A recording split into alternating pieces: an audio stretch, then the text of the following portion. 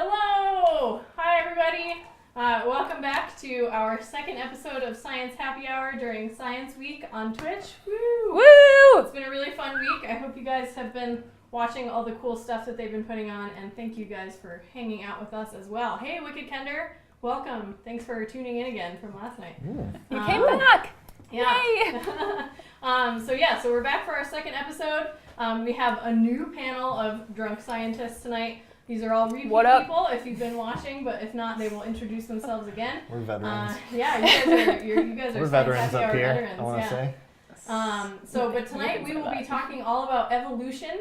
There's some new stuff that's come out that we're going to talk about, and then some older stuff that we're going to talk about. So it's going to be a little bit different this time. But if you have questions, let us know. We're watching in chat, and let us know what you think and what you want to know about.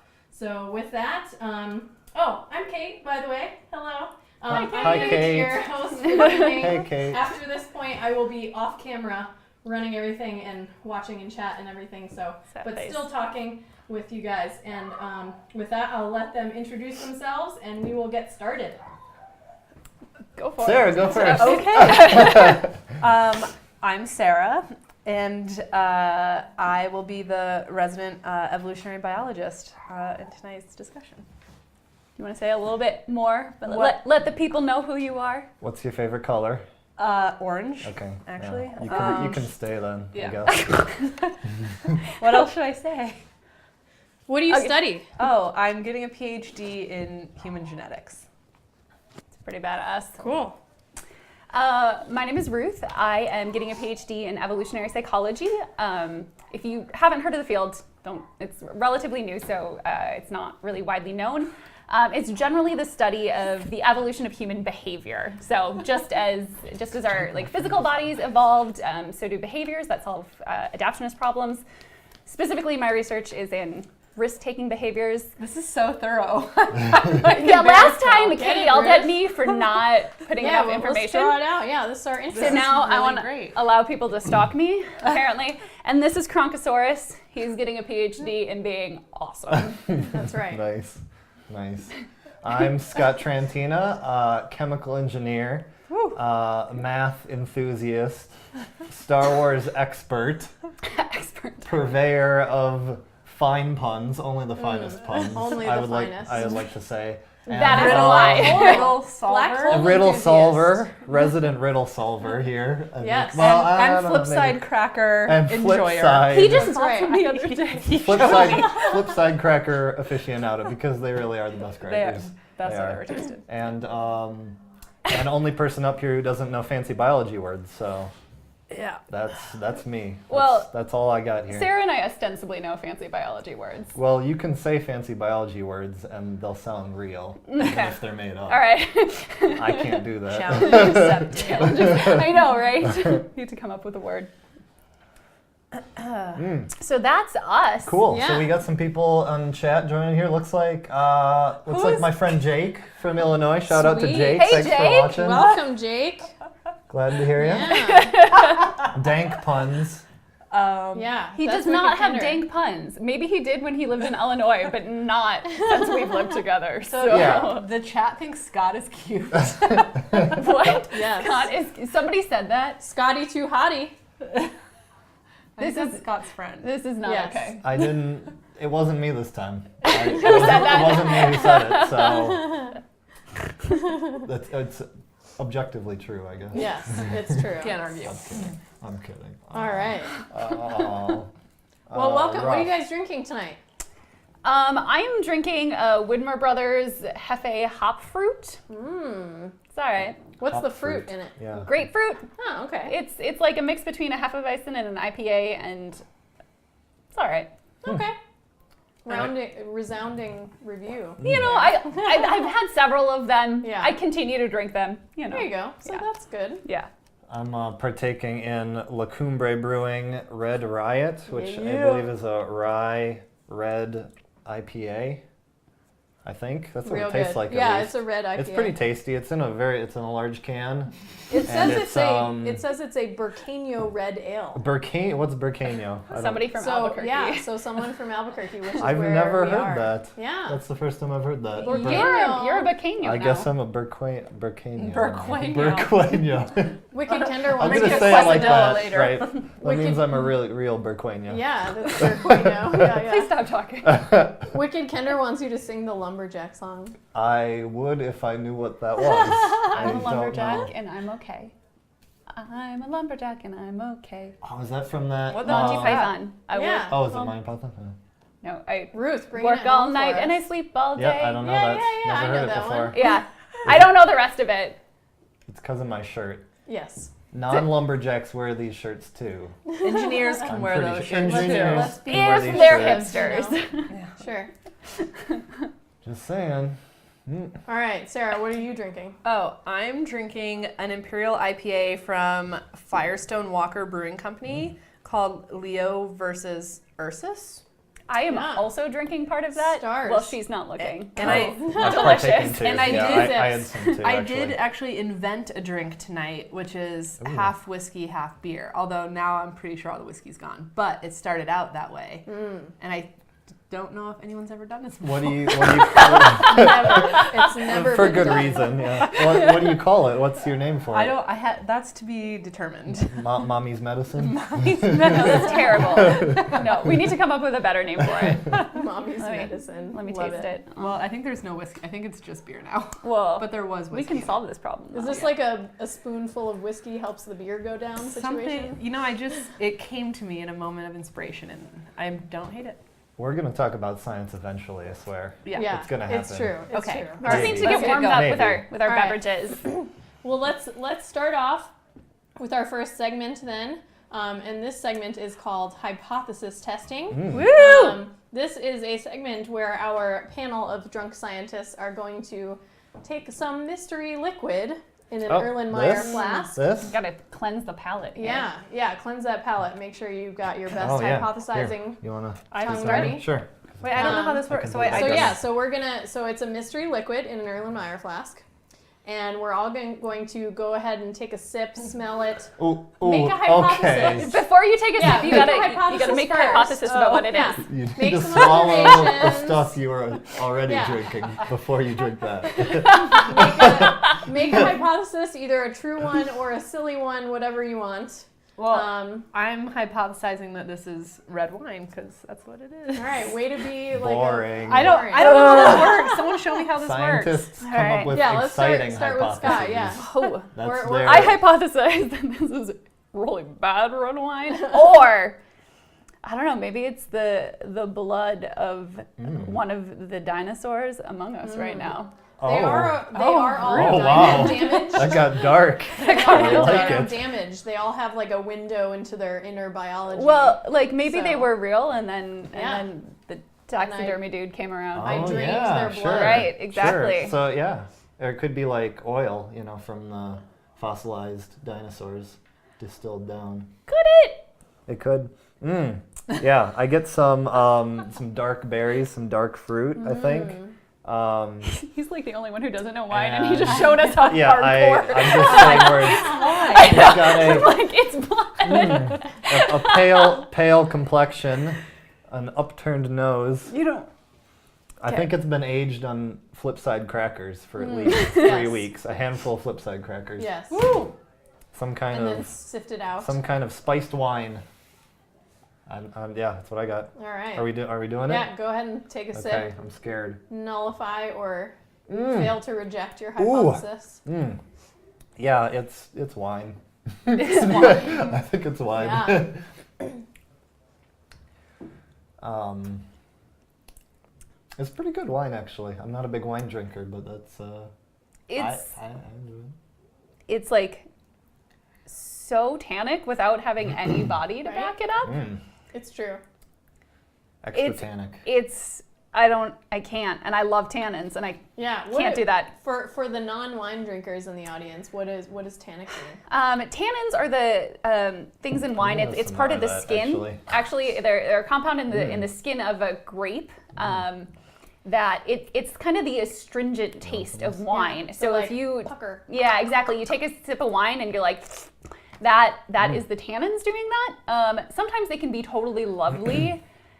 This is not one of those times. This is a like mildly inexpensive boxed cab.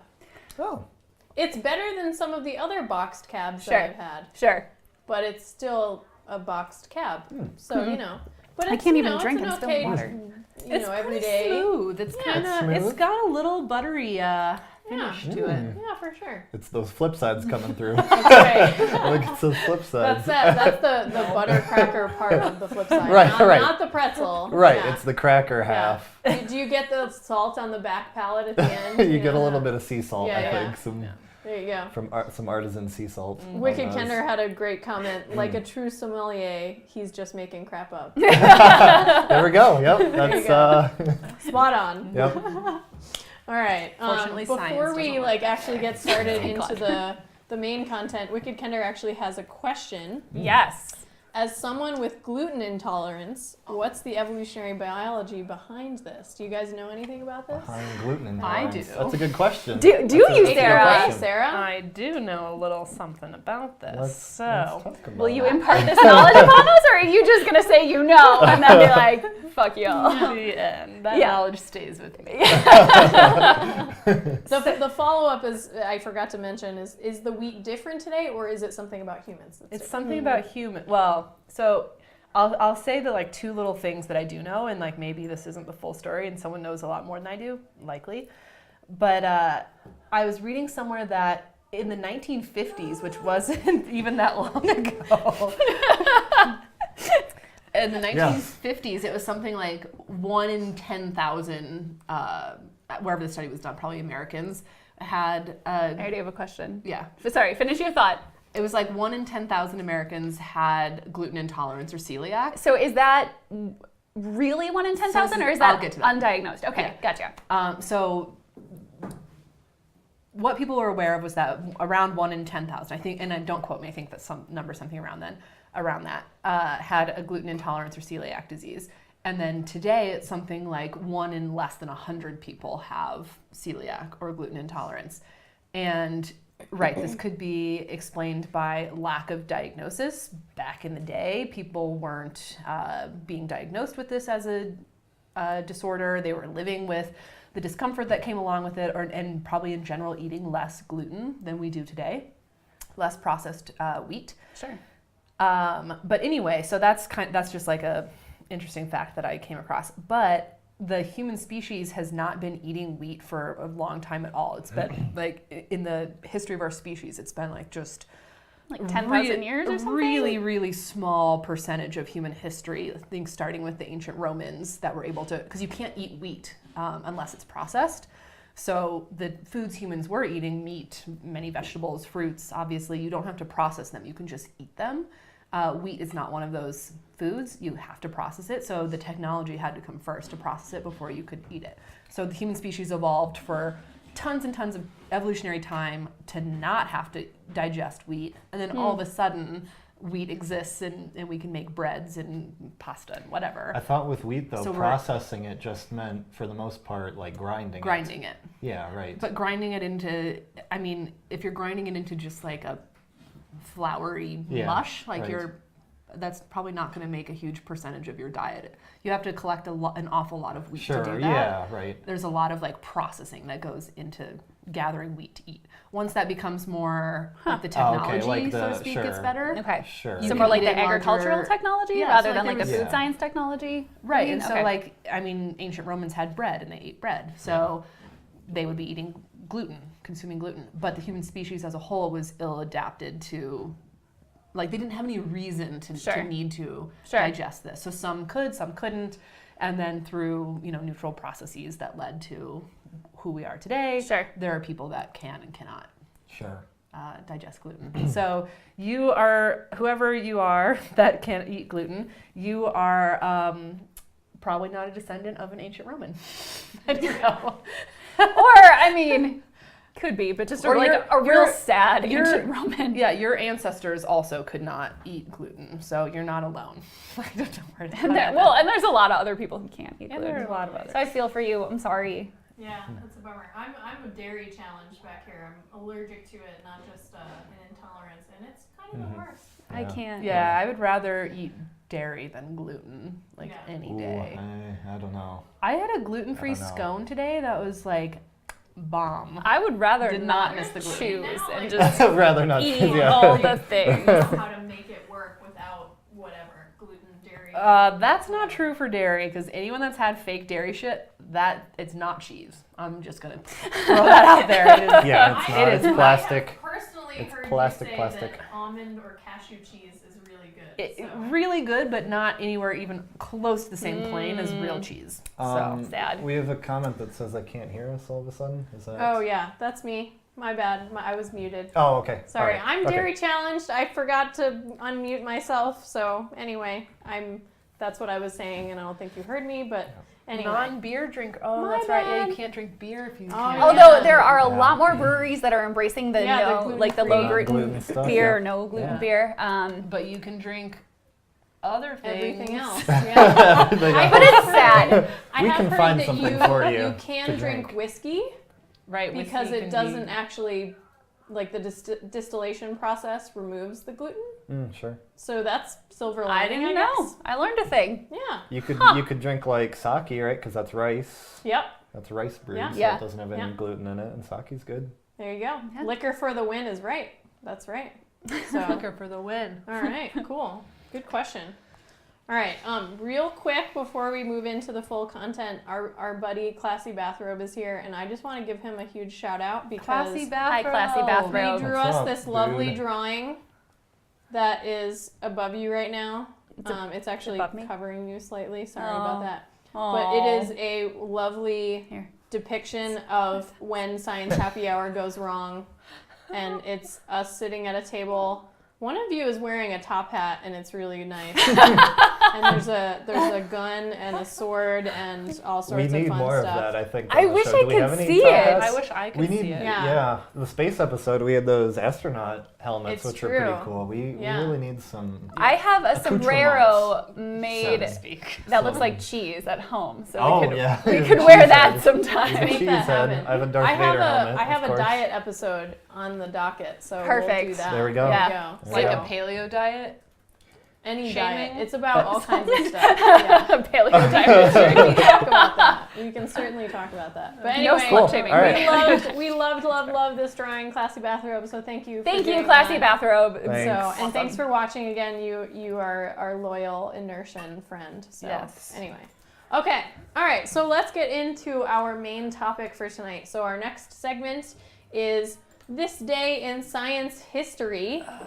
So what happened on this day? So Um, this in science day history. What's in today? What is today? Today First is of all, April April 29th. April 29th. 19. So back in this day in 1949, two I don't know if they're archaeologists or paleontologists or who they were, but they were digging around in South Africa and they found a fossilized mandible.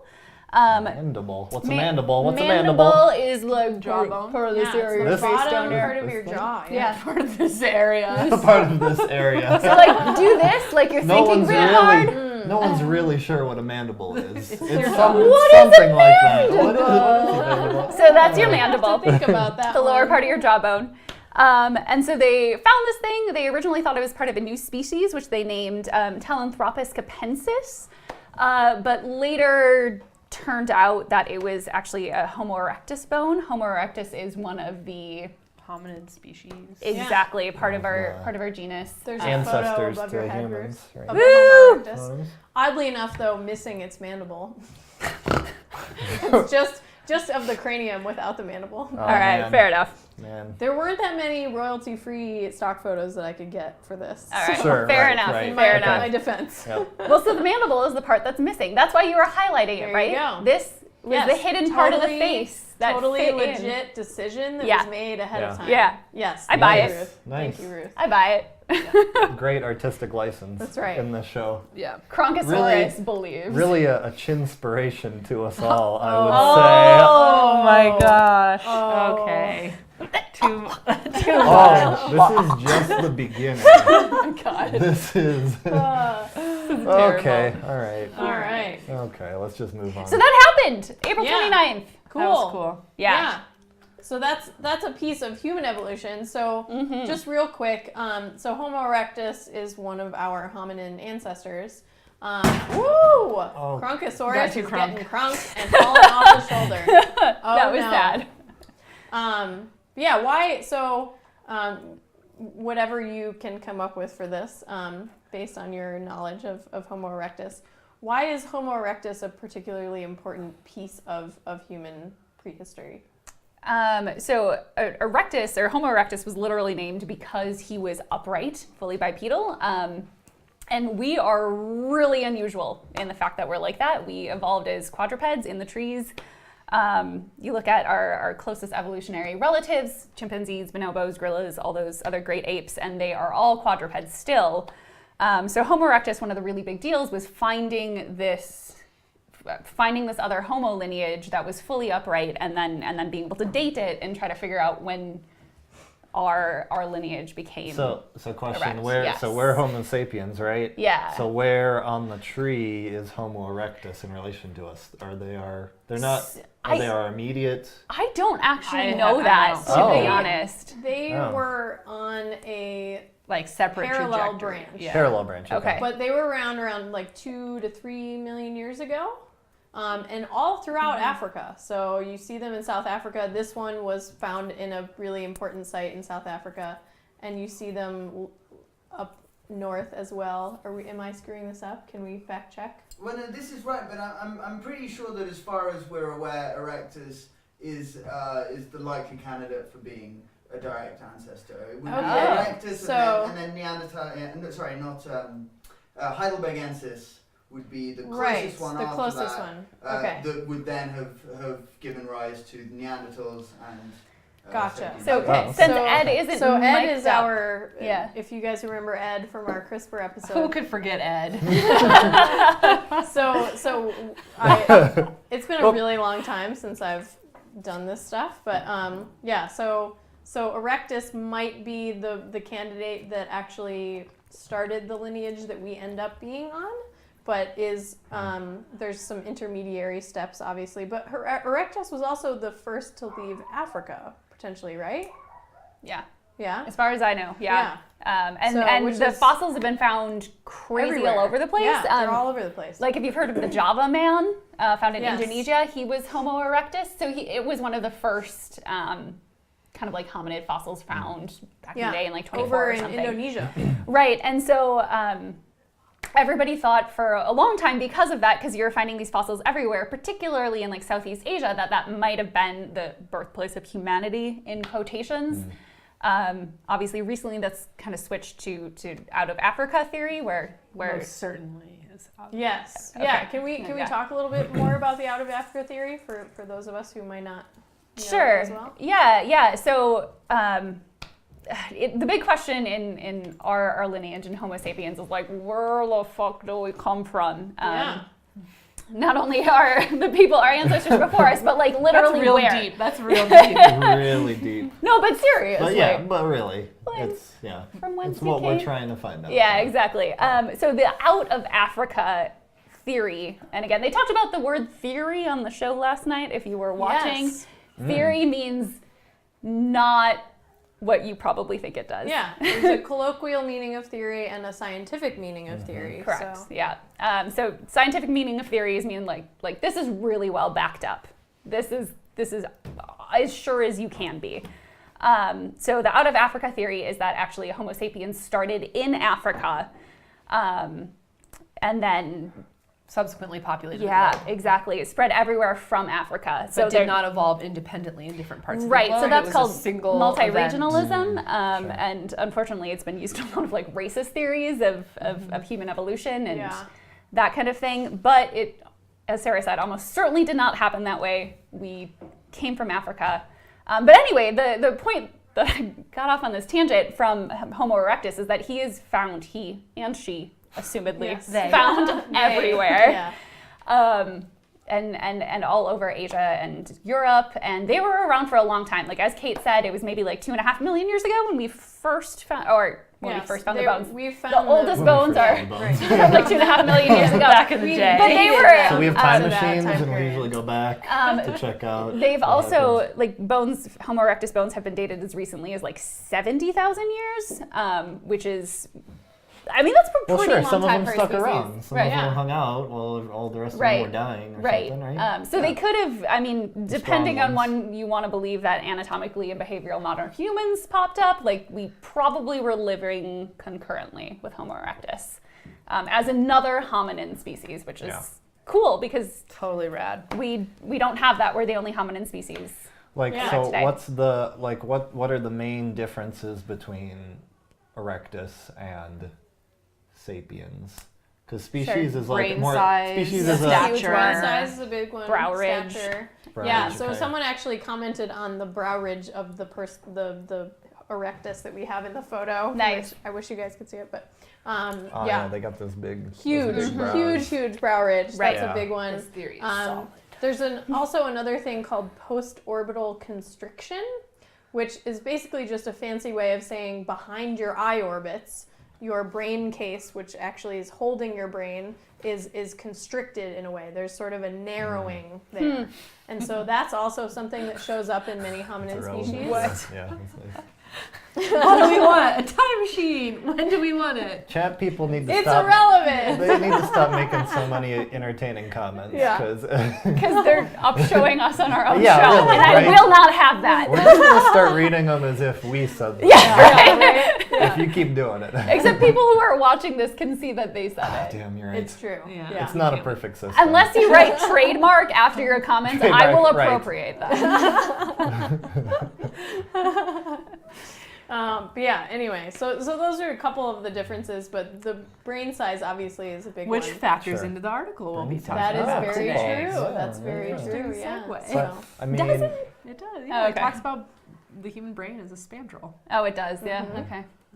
yeah, so the like most- it's it, Well, the we'll most I think define it's- what a spandrel is The later. most spandrely right. place in the Yes. human body. Right. Like, so as far as I know, like the definition of species or what a species is because it's a spectrum, right? It's a continuous evolution of things. Yeah. And Right. we- And and we so, kind like of at a certain delineate- point, yeah, you We delineate. choose to yeah. delineate a region of that, a group of similar Based on whether or not similar you could in- interbreed creatures. with something else. Is Right. that the Right. main criteria Yeah, for so that? if, I mean, it Okay. makes sense if you would be a separate species if your genes could not mix with something else. That mixing would cause a blending, and you Sure. wouldn't be a distinct group. So, like the Sure. most, like defined way you Yeah. can think of a species Right. is whether or not you can share genes, like Right. Sure. intermixed genes. And then with and then something your else. offspring can have viable offspring Yes. is an important Right. point because Like a I think mule. exactly Like a mule, it's like right. horses and donkeys, All right? horses Mule. and donkeys. They can But actually isn't there breed something- and isn't it like doesn't male female matter in that? My mom was Yes. saying something I don't to remember. me Yeah, about we were this. just talking about in this. New Orleans. We were Yeah. in New Orleans for the March for Science and a anthropology conference, and Yeah. there are mules instead of But horses. they're not mules. They're whatever the other thing is. Donkeys. No, Wait. it's like if a female horse and a male donkey make a baby, it's Ah. one thing, and if So it's the it's other way around, it's Oh. the viable I version. forget what it's called. Yeah, well, I don't know if 'Cause it's the other one's viable, not but they're viable. right. there's Yeah. There something is one different. that is not viable. Interesting. Anyway, my mother is like really up on like horse Well, and how are we donkey bringing this back to biology. your mother? Oh, okay, okay. We need to have her on How is as a this? camera, Yeah, apparently. really. why are you here Henny. instead of your Henny, mom? that's right. Henny. Yeah. Oh, okay. Yeah. A All what? right. A Hinny. hinny. Henny. Henny, not henny. Henny. Yeah. Henny. Okay. Or hiney, some people do. Ooh, a Hiney. hinny. Yeah. All right. yeah. Well, Just gotta shiver I mean, with that one. they call a donkey an ass, right? Yeah. So it makes sense to do a hiney. yeah. for- Good point. Good point. Solid logic. These are the things Yeah. that come up. when we Lovely. talk about these. Lovely. Nice. All right. Let's So go. yeah, that happened. Do you have a one last comment or Um, no? No, I actually think no is a better answer than mine. So let's All right. Let's just leave it at that. So let's go ahead and move on to our next segment then, Sarah, which tell is us more about your mom. Discovery. So what's new that we've found recently in terms of evolution? So, Well, I think gonna. I'm the only one who actually read this shit ahead of Hey, time. But I hey, want to stand. I read Okay, the say article. what you're gonna say, and I'm gonna say what's more important. And I'm gonna say some other shit that's not important. Okay. So, what are we supposed to talk about today, Ruth? So we're supposed to talk about the Microbacterium tuberculosis. Maybe you've heard of it. It's a big deal. Also can go by the name consumption. Yeah. Cough up blood. Unfortunate. Consumption. We have a lovely culture photo above you. It's really disgusting. Ew. Oh, of the Of the tuberculosis bacteria itself? bacteria. Gross. Because it's a Yeah. bacteria, not a virus. It is a bacteria. And in as recently as Keep that in 2015, it killed It'll come like up later. 20 million people worldwide, so it's still a really big deal. And there are antibiotics to treat it, but unfortunately, it's kind of a resistant bacteria. So the big new deal is that this new research team found a potentially new way to kill tuberculosis. They're using a prodrug. So a prodrug is a drug that doesn't immediately kill the bacteria, but the bacteria metabolizes it in some way, and the compound will then kill the bacteria. But unfortunately, a lot of say that again. So Say that again, but slower. So a prodrug. A prodrug. Prodrug. The good drugs. Not like Not necessarily. Not a con drug. not a con drug. Okay. Drugs. Okay, yes. They're not an prodrug. amateur drug. Not an amateur. No. Prodrug. They've gotten good. You It's- could say they got good. It's a type of drug that doesn't immediately have an effect, but once the bacteria metabolizes it and changes Oh, it okay, into so a the different It bacteria, essentially like- activates it. The bacteria Exactly. eats it. Yeah. You can say eats it. Okay. Yeah. well, eats it. Metabolizes, right? Yeah. Okay. And it breaks down the molecular structure. I don't so know that exactly changes what to it something else. does, right? That's what But I it's would this think, yeah, new okay. compound, Okay. and Right. then that new compound is actually what kills the bacteria. The problem is that there was the tuberculosis bacteria started becoming resistant to this because some tuberculosis bacterium have a mutation in the ETH-A gene. That's the gene that actually is necessary to process the drug. And so the mutation was you weren't processing the drug, and so it was resistant to it. But this research team actually found a new gene pathway that would process the drug, and then it would be effective. God bless modern medicine. I know, right? exactly. It's true. Exactly. And there wasn't, drug, and then you had to take another drug. It's called like Smart 420. I don't know why they named it 420. Smart right? 420. But I laughed. Yeah, A new right. drug. It's And so that drug actually, some like, kind of plant. I don't know, I think it like opens up the know. other gene pathway or something. You need to take them in Sponsored cocktail. by Blaze It Inc. Was that the pharmaceutical company? But anyway, this is a big fucking deal because so many people had tuberculosis resistant bacteria, and so they couldn't kill it, even though it's ostensibly a disease that we know how to treat. And so them finding this new way to make the drug effective is really fucking important. Big deal. And big deal in countries that are not America. Yeah, right. Yeah, because definitely. the US, the UK, other kind of like Western weird populations, this is not such a big problem. But like sub-Saharan Africa, it's really rampant there. So why is this relevant for evolution? Can we talk a little bit about how antibiotic resistance kind of occurs? So antibiotic resistance is like the most scary, terrifying Yes. thing facing Yeah. human health. That might be. But if you're not terrified about it, you should It's be. scary. if Like, you're not Yeah. terrified about it, you really should be. yeah. And it hits on this like core tenet of evolutionary biology, which is not host parasite, but like an arms race basically between something trying to kill something else and something trying to survive being killed. That same thing trying to survive being killed.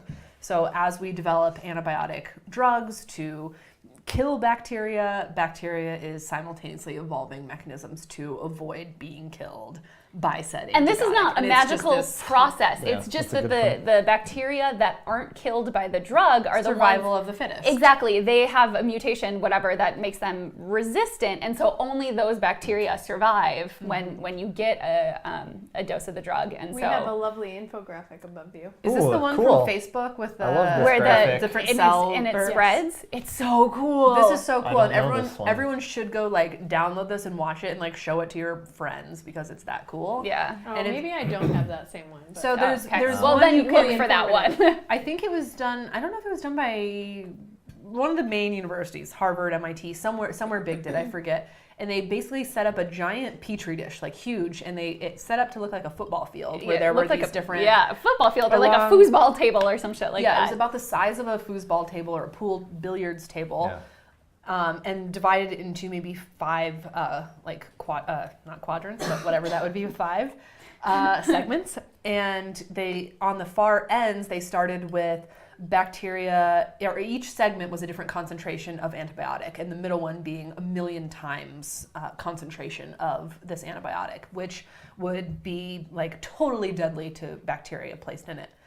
And they start bacteria out on either end that is low concentration, so 10 times concentration. And it kills most of the bacteria, but there are a few individual bacteria that have resistance, some mutation that allows them to survive, and you can see them in time like multiplying rapidly.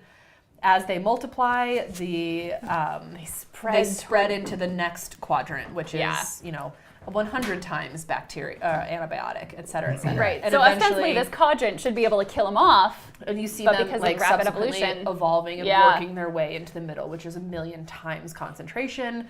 Which the whole point of this is like, 1, it's cool evolution works that way. 2, it's fucking terrifying that Right. like the strongest drugs we have out there to combat bacterial infection might not be Sufficient. enough or Yeah. fast enough, Yeah. or might not.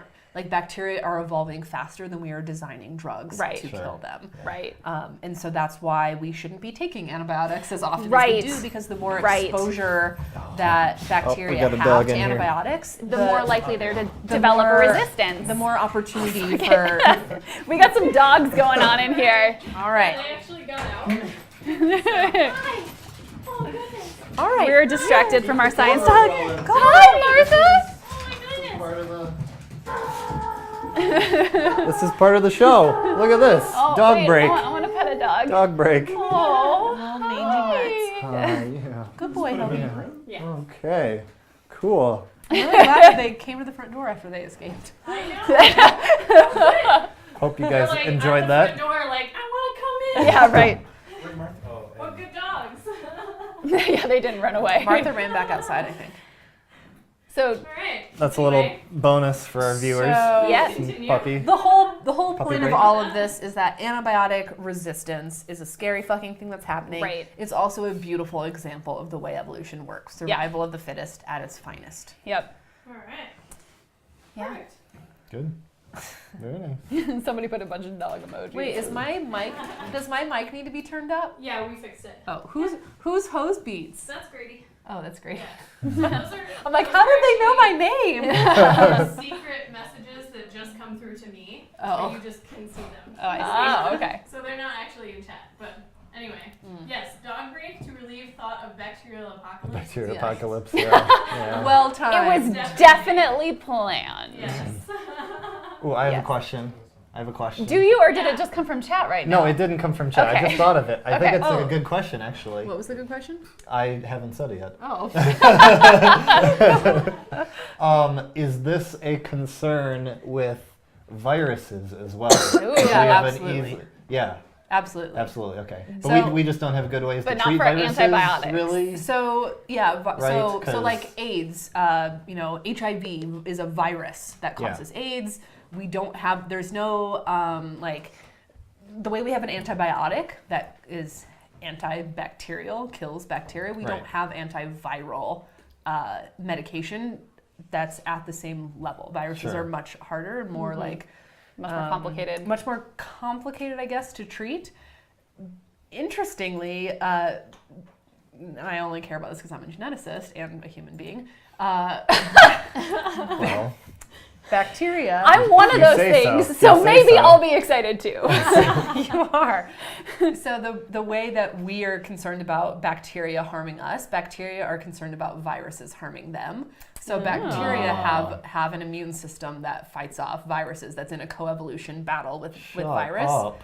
And human beings have co-opted this immune system in a technology known as CRISPR. I was just gonna say, Right. from a couple weeks ago, we Yeah. discussed this CRISPR This technology. is blowing my mind. Yeah. You just came full circle with that. Exactly. Full Full circle. circle. M. Night Shyamalan. End Night of Shyamalan TV ding show. dong in it right Cue there. it, Black just screen. comes down. Mic drop. Yeah, I wish I could do that. Take it off. Beep. Cool. All right, what's Alright. next? Cool. Yeah. What else we All got? right. So our next segment is going to be a sort of precursor to our main discussion tonight, and that is let's pronounce some Yes. shit. Ooh. Yeah. I'm I'm not so good at excited. this. When Alright. then I get angry. So you don't guys need have to be good at your it. own cards, and you can speak flip at them over everything. in order and try and pronounce the word. And if you can, maybe give a little definition in terms of All what right. we're talking about. If I'm not, nervous that's and fine. excited. I can make it happen. Okay, I got number one here. Let's Let's do do it, it. There you Scott. go. Number one. I know this one. I know this one. Let's see it. What do I do? Can we What see do I it? wanted do? to Pronounce get that I'm one. choking up on it, huh? Pronounce it. It's I'm pretty sure it's pronounced epiphenomenon or epiphenomenon. Yeah. Yeah. Yeah, That's right. yeah. But I mean, you did say epiphenomenon. I said first, epi. so- Yeah, I did. Yeah. I did botch it a little bit at first, but Yeah, yeah, you got epiphenomenon. it. It's a nice long word, but it rolls off the tongue. So what does it mean? Well, I know one definition of it, which I think might have been Cover your different. mouth. Sorry, I'm bashful. So what does it mean? on camera. The thing or the definition I've heard is that it is something. It's a phenomena that is not observable or detectable in any way that we know of. It's used in like philosophy and stuff. So Okay. epi But I is think Greek that's for different. outside of or on top of. Sure, right. Yeah, so I So think it's that's- like that's it's like outside external of our to the knowledge, phenomenon yeah, that we right. can. I hadn't used it. So, I hadn't heard of it in yeah, that usage in before. discussions of people, like when they talk about souls and stuff, a lot of philosophers will say that souls are epiphenomenal because if they do exist, there's no way, they have no phenomenon that are Right. Tangible observed or observable. have any sort of effect on the universe. Interesting. Yeah. Right. So in the article we read for today, it's used in a slightly different way, Right, though yeah. though very similar, and it's used to describe a characteristic that didn't evolve for a certain purpose, but was kind of co-opted into this new usage. Okay, yep. So it's phenomena. It's like physical attribute or its purpose or its whatever. Right. Is somehow outside of what it like, Originally was meant to do. Or Right. meant is also like. Okay, Well, yes, or yes, just- yeah, okay. fair enough. Right. Sorry, yeah. Yep. Yeah. Like what's So- an example of that? We'll so We'll get there. Yeah, Oh, we'll get yeah, there. we'll We'll get get there. Spoiler alert. Spoilers. That's Spoilers. main I'm just so discussion excited. For sure, yeah. We've got some good pretty- job. Hey, Hey, have- boom! We Boom! have like Done. fun quotes from the article and a GIF related to this. shut We have a up. GIF? It's fun. We have a GIF. Wow, Yeah, it's legit. is it a gift? it is a gift. It is a GIF. We established this on the space episode, actually. GIF is just 97 pretentious. GIF. GIF is for 97% peanut of butter. scientists agree Yeah. It it is is GIF. pronounced GIF. If Well, you I say mean, GIF, you're a dickhead. I've also pronounced it GIF, but I want to be accurate, you know? Yeah, well, Yeah. All right. But also, Still drinking out of peanut the butter is delicious. it's good. I think we need some I more kinda like beverages It. up in here. All right, you guys need a refill? Yeah, I Let's do. I do need a some refill. whiskey Okay. to add to my All right, beer. so Really while do. I get refills, why don't you, right, Ruth, Ruth. do your Number All two. right. I hope I can do this Word. now. I'm like real nervous. I'm real nervous for Okay, you. all right. I promise I can read. I think it's Why French. couldn't I get Scots? I think it's This French. is really unfortunate. Quadripartite? Yeah. Is that it? Yeah. Quadripartite. Awesome. I don't know what this means. Quad is 4. I'm going to go with 4 parts. Yes. Why couldn't they just say 4 parts? Why do they have to do this? You know, why did they say there's Is that 4 really what parts? it means? Quadripartite? It's made of four, Essentially, like, yes. okay. So, oh wait, hang on, I'm muted. Okay, sorry. Yes, essentially quadripartite means 4 parts. All right. In the context of this article, it's talking about the architecture. Ah. So, okay, yes. if you have a 4-walled architectural structure Yeah. that has arches in it, just by the nature of having 4 parts, you end up with what we are going to define later is a spandrel that is bridging the gaps essentially between those 4 walls and making the arch. Man, So that's where the Quadripartite. word comes from, quadripartite. And we'll talk Amazing. more about what a spandrel actually is, architecturally and evolutionarily. So there's just Anyway. architecture. They have so many just weird terms for things. It's It so seems like they weird, just yeah. call stuff. Just pulling You shit out know, of their ass, right? But buttresses. I mean, What's a buttress? what do you want? I would I love don't think a beer anybody of some knows what sort. that is. Whiskey and a water. Not together though. Thank you. My Every turn? science has a lot of words. Yes, do it. Let's go for it. Oh, this is an easy one. My word is pleiotropy.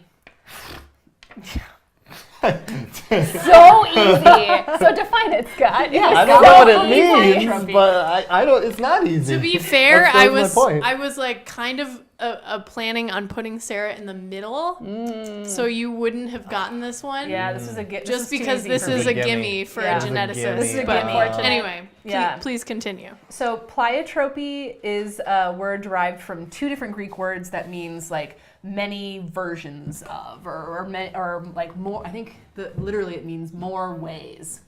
I took 5 years of Greek. I should, whatever, no big deal. But 8 years of Latin too. It's whatever. No big Wow. deal, guys. Wow.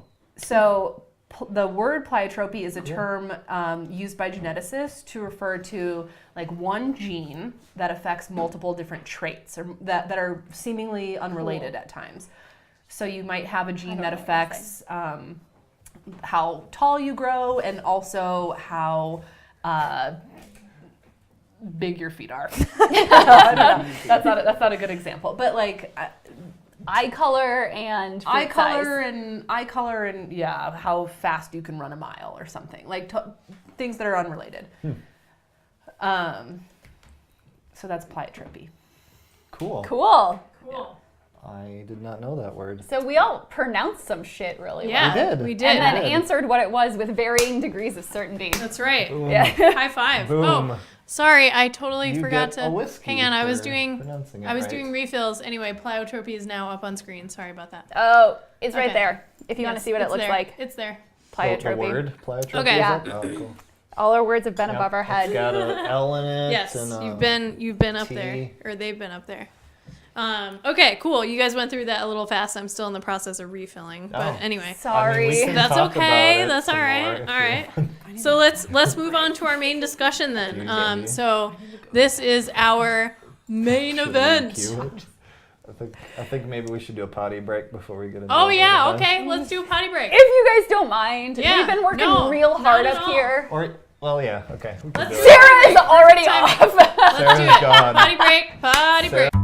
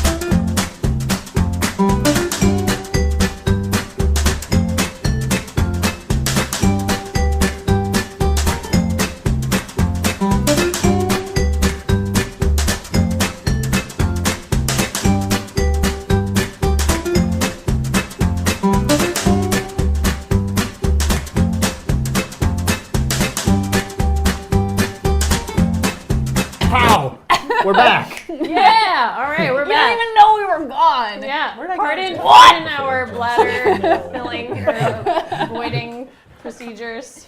When we drink a bunch of booze while talking science, we have to pee. So Thanks for bearing with us. thanks for bearing with Yeah, us. yeah. Yeah.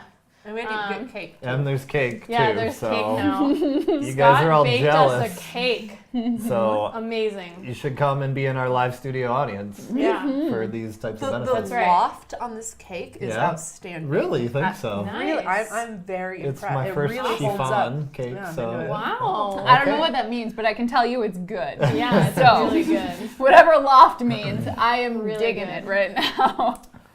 it's a technical We term. have an evolutionary in rap baking. battle going on in chat right now, so I What? think you guys should read some of these out.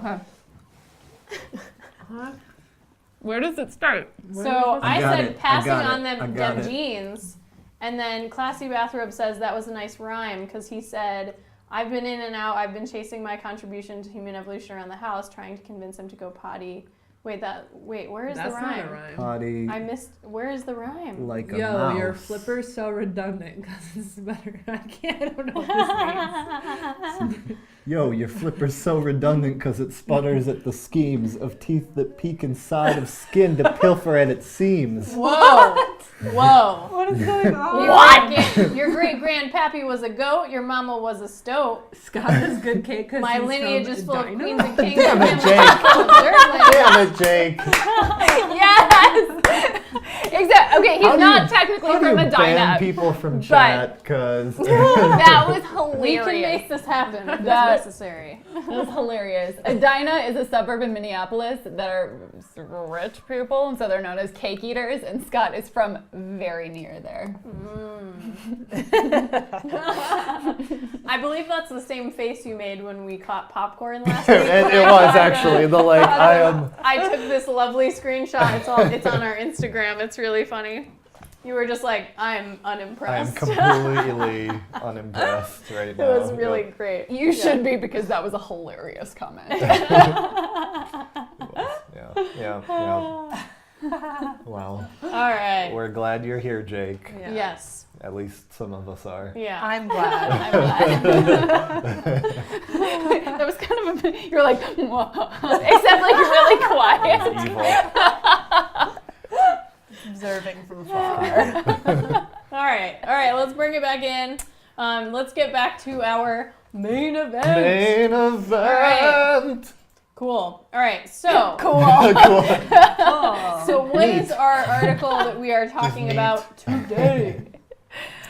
It's I forget what It's the the title. what? The Spandrels of San Marcos. The Spandrels. Spandrels. Oh, yeah. There's an image above you. The Spandrels of San Marco and the Panglossian Paradigm, a Yeah. critique of the adaptationist program. Wow.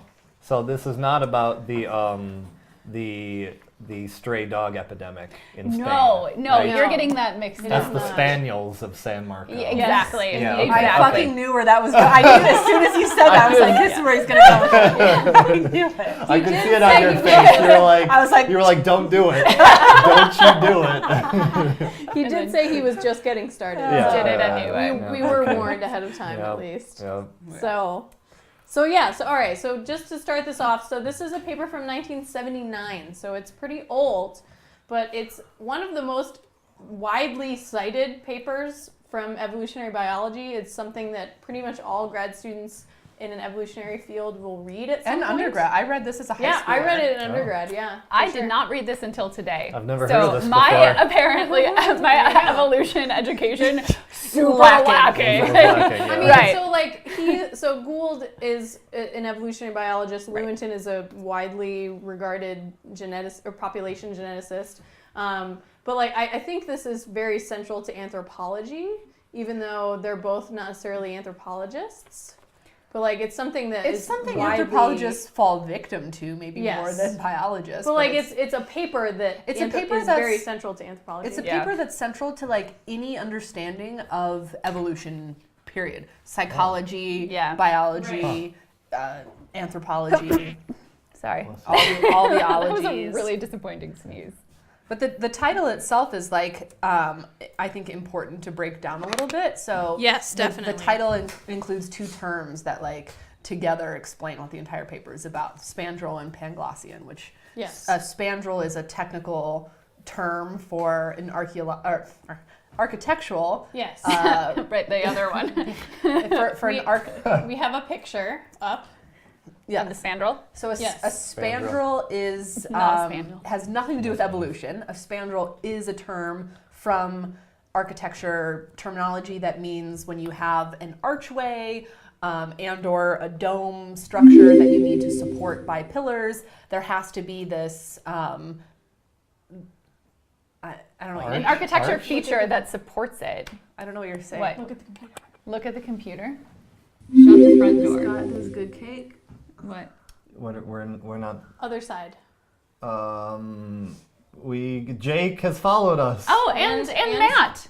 And yeah. And Herbolt. Yeah. Yes. Hey Matt. Who's Hey, it's our friend Our from friends? Minneapolis. And Yes. it looks like my other friend Welcome. Matt from Wildy. Wildy's on too. Oh, hey, Wildy. How's it going? All right. All right, We're that was good. very confusing. Yes. Sorry. Anyways. Sorry, guys. Kate, Some you of should our just like chime in next time. Yeah, I should. That was- Probably. Yeah, we didn't know we were looking. I'm I'm trying sorry. to be stealthy so you can keep talking. You know. Yeah. Got very confused. Cool. I was alarmed. I was Two new alarmed. followers. Please continue. I'm sorry for the interruption.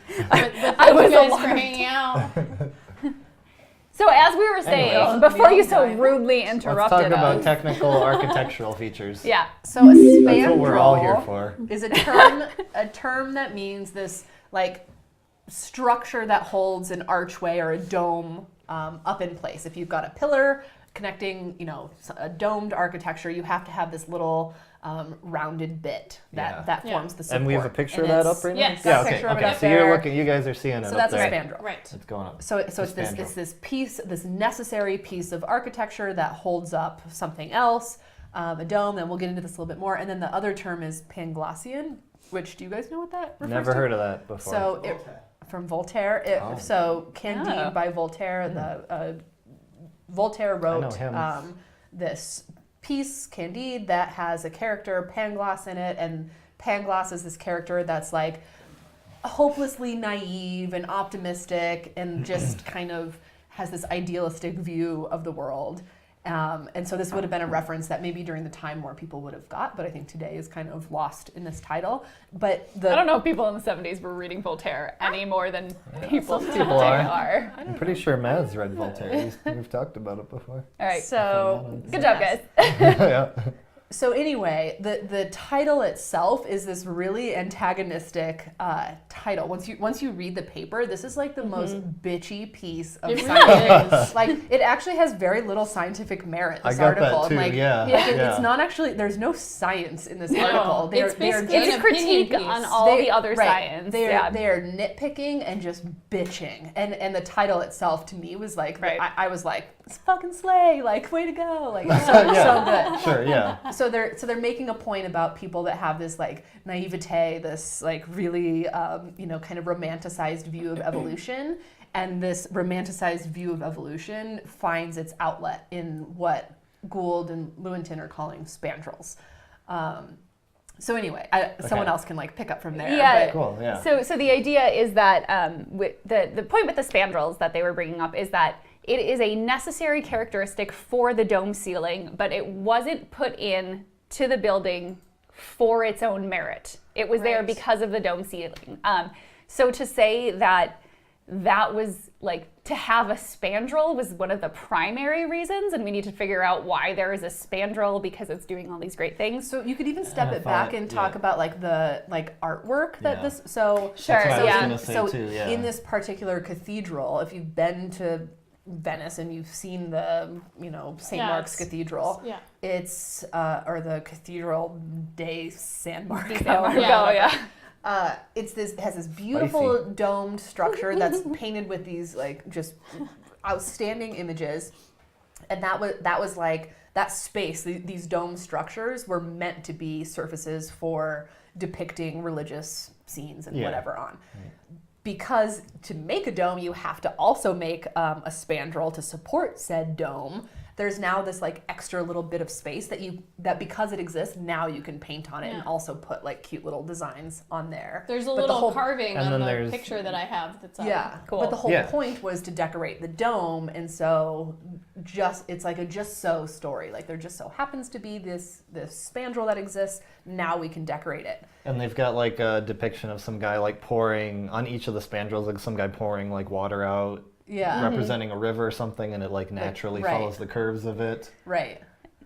Yeah. So when I read it, it's like people, the argument. Some people could look at it and say like, oh, they wanted to make a depiction of rivers. Yeah. In this certain flowing pattern. So they built the spandrels so that they could paint those pictures the way they wanted to. Right. And the paper's saying that's incorrect. Right. That's It's the an incorrect way to look at it. epiphenomenon, if you will. Oh. Where do you Hey, look at? that was the word that was that I said earlier. I know. That was on the card. I know. It just Wow. came to me. I don't know where I got that M. from. Night Shyamalan Ding Dong. So what? Sorry, continue. Before Continue we keep on. going, I just want to point out that there's a really lovely discussion about Scott's hair going on Oh, in of chat. course there is. It's really How does this always happen? It's about Because how you spend 20 minutes a day luxurious it is. floofing it. Yeah. That's why it always happens. Well, I mean, And it is. it erupted in this really delightful Portlandia reference. So it's apparently a bit like a canopy for your forehead. Beautiful man. And It's a then- canopy for what? It's for his forehead. for your forehead, yeah. And then your Wildy friend Yeah. said, if I was a bird, that's where I'd want to live. And then Hosebeat said, put a bird on it. Put a bird on it. So we apparently need a bird. I don't have Well, a bird. I've got Dinosaurs Brontosaurus are the bird, precursors to birds. This one Yes, that's right. That was a deep cut. That was, there. Right? yeah, that's legit. Is it gonna stay? That's Oh, totally it'll legit. stay. That's Cronkosaurus. He's getting his Cronkosaurus? PhD in man also. It's the Cronkosaurus canopy, yo. Cronkosaurus canopy. So now the question is my head the spandrel for supporting what came this? first? Which came first? Cronkosaurus? Which came Cronkosaurus. first? Yeah. Or, yeah, you know, Is what your was hair the spandrel, or is it the meaning of all life as we know it? It's probably the first one, to be honest. Warmer.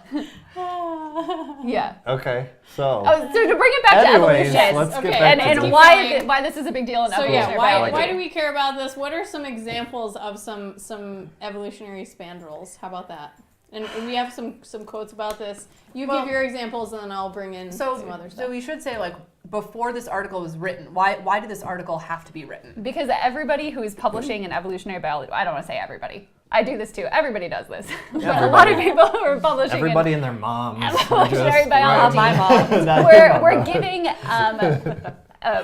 adaptation reasons for the traits that they found in Okay, the what world. does that mean? What does that mean? So they were saying. Because I was confused about that reading this paper. So they were saying things like we see this trait. So the T-Rex arm is the thing they brought up. So this is something, We and don't I have have a a T-Rex quote. here. I'll put it up on top here. No. So Pretend this is a this T-Rex. is But it's a. got the little arms. There got we little go. arms. Yeah. This is closer. We have a quote from this but it's not article, long. but it's actually the article quoting a plaque inside the Boston Museum of Science. But this plaque said, "Front legs a puzzle." That's the sort of title of the thing. How Tyrannosaurus used its tiny front legs is a scientific puzzle. They were too short even to reach the mouth. They may have been used to help the animal rise from a lying position, because that seems plausible. So this is a quote from this plaque that was from a long time ago that was quoted in this article. It's really hilarious to kind of think of a T-Rex trying to move itself up from lying down Right. with its tiny ass arms, and that's why they exist. So yeah, So cue the lovely GIF. is it trying to rise itself up with its arms? It's the Because- one from the animated movie where it's like, I have a big head and little Oh, arms. yeah. That one. That makes me laugh. So this relates back to what the fuck we were talking about, because if you try to explain a T-Rex's tiny arms as like a reason that they came into being for themselves, unto themselves, Sure. that's not good science.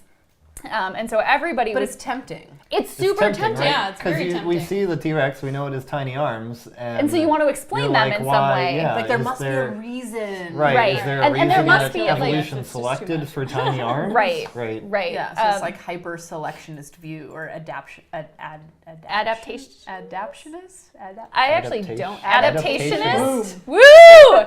can say things. You are now in front of Sue from the Field Museum. She is amazing. Yeah. You've seen She's her. I've about been there, to I've eat your seen Go her. see In person. Sue. Yeah. In She's person, fucking yeah. cool. Yep. We had a work party there. Me and Jake did actually. Whoa, Jake. Jake on the chat. Sorry, we're Jake. just reliving the glory days. I've never actually met Jake either. I've just heard so much about him.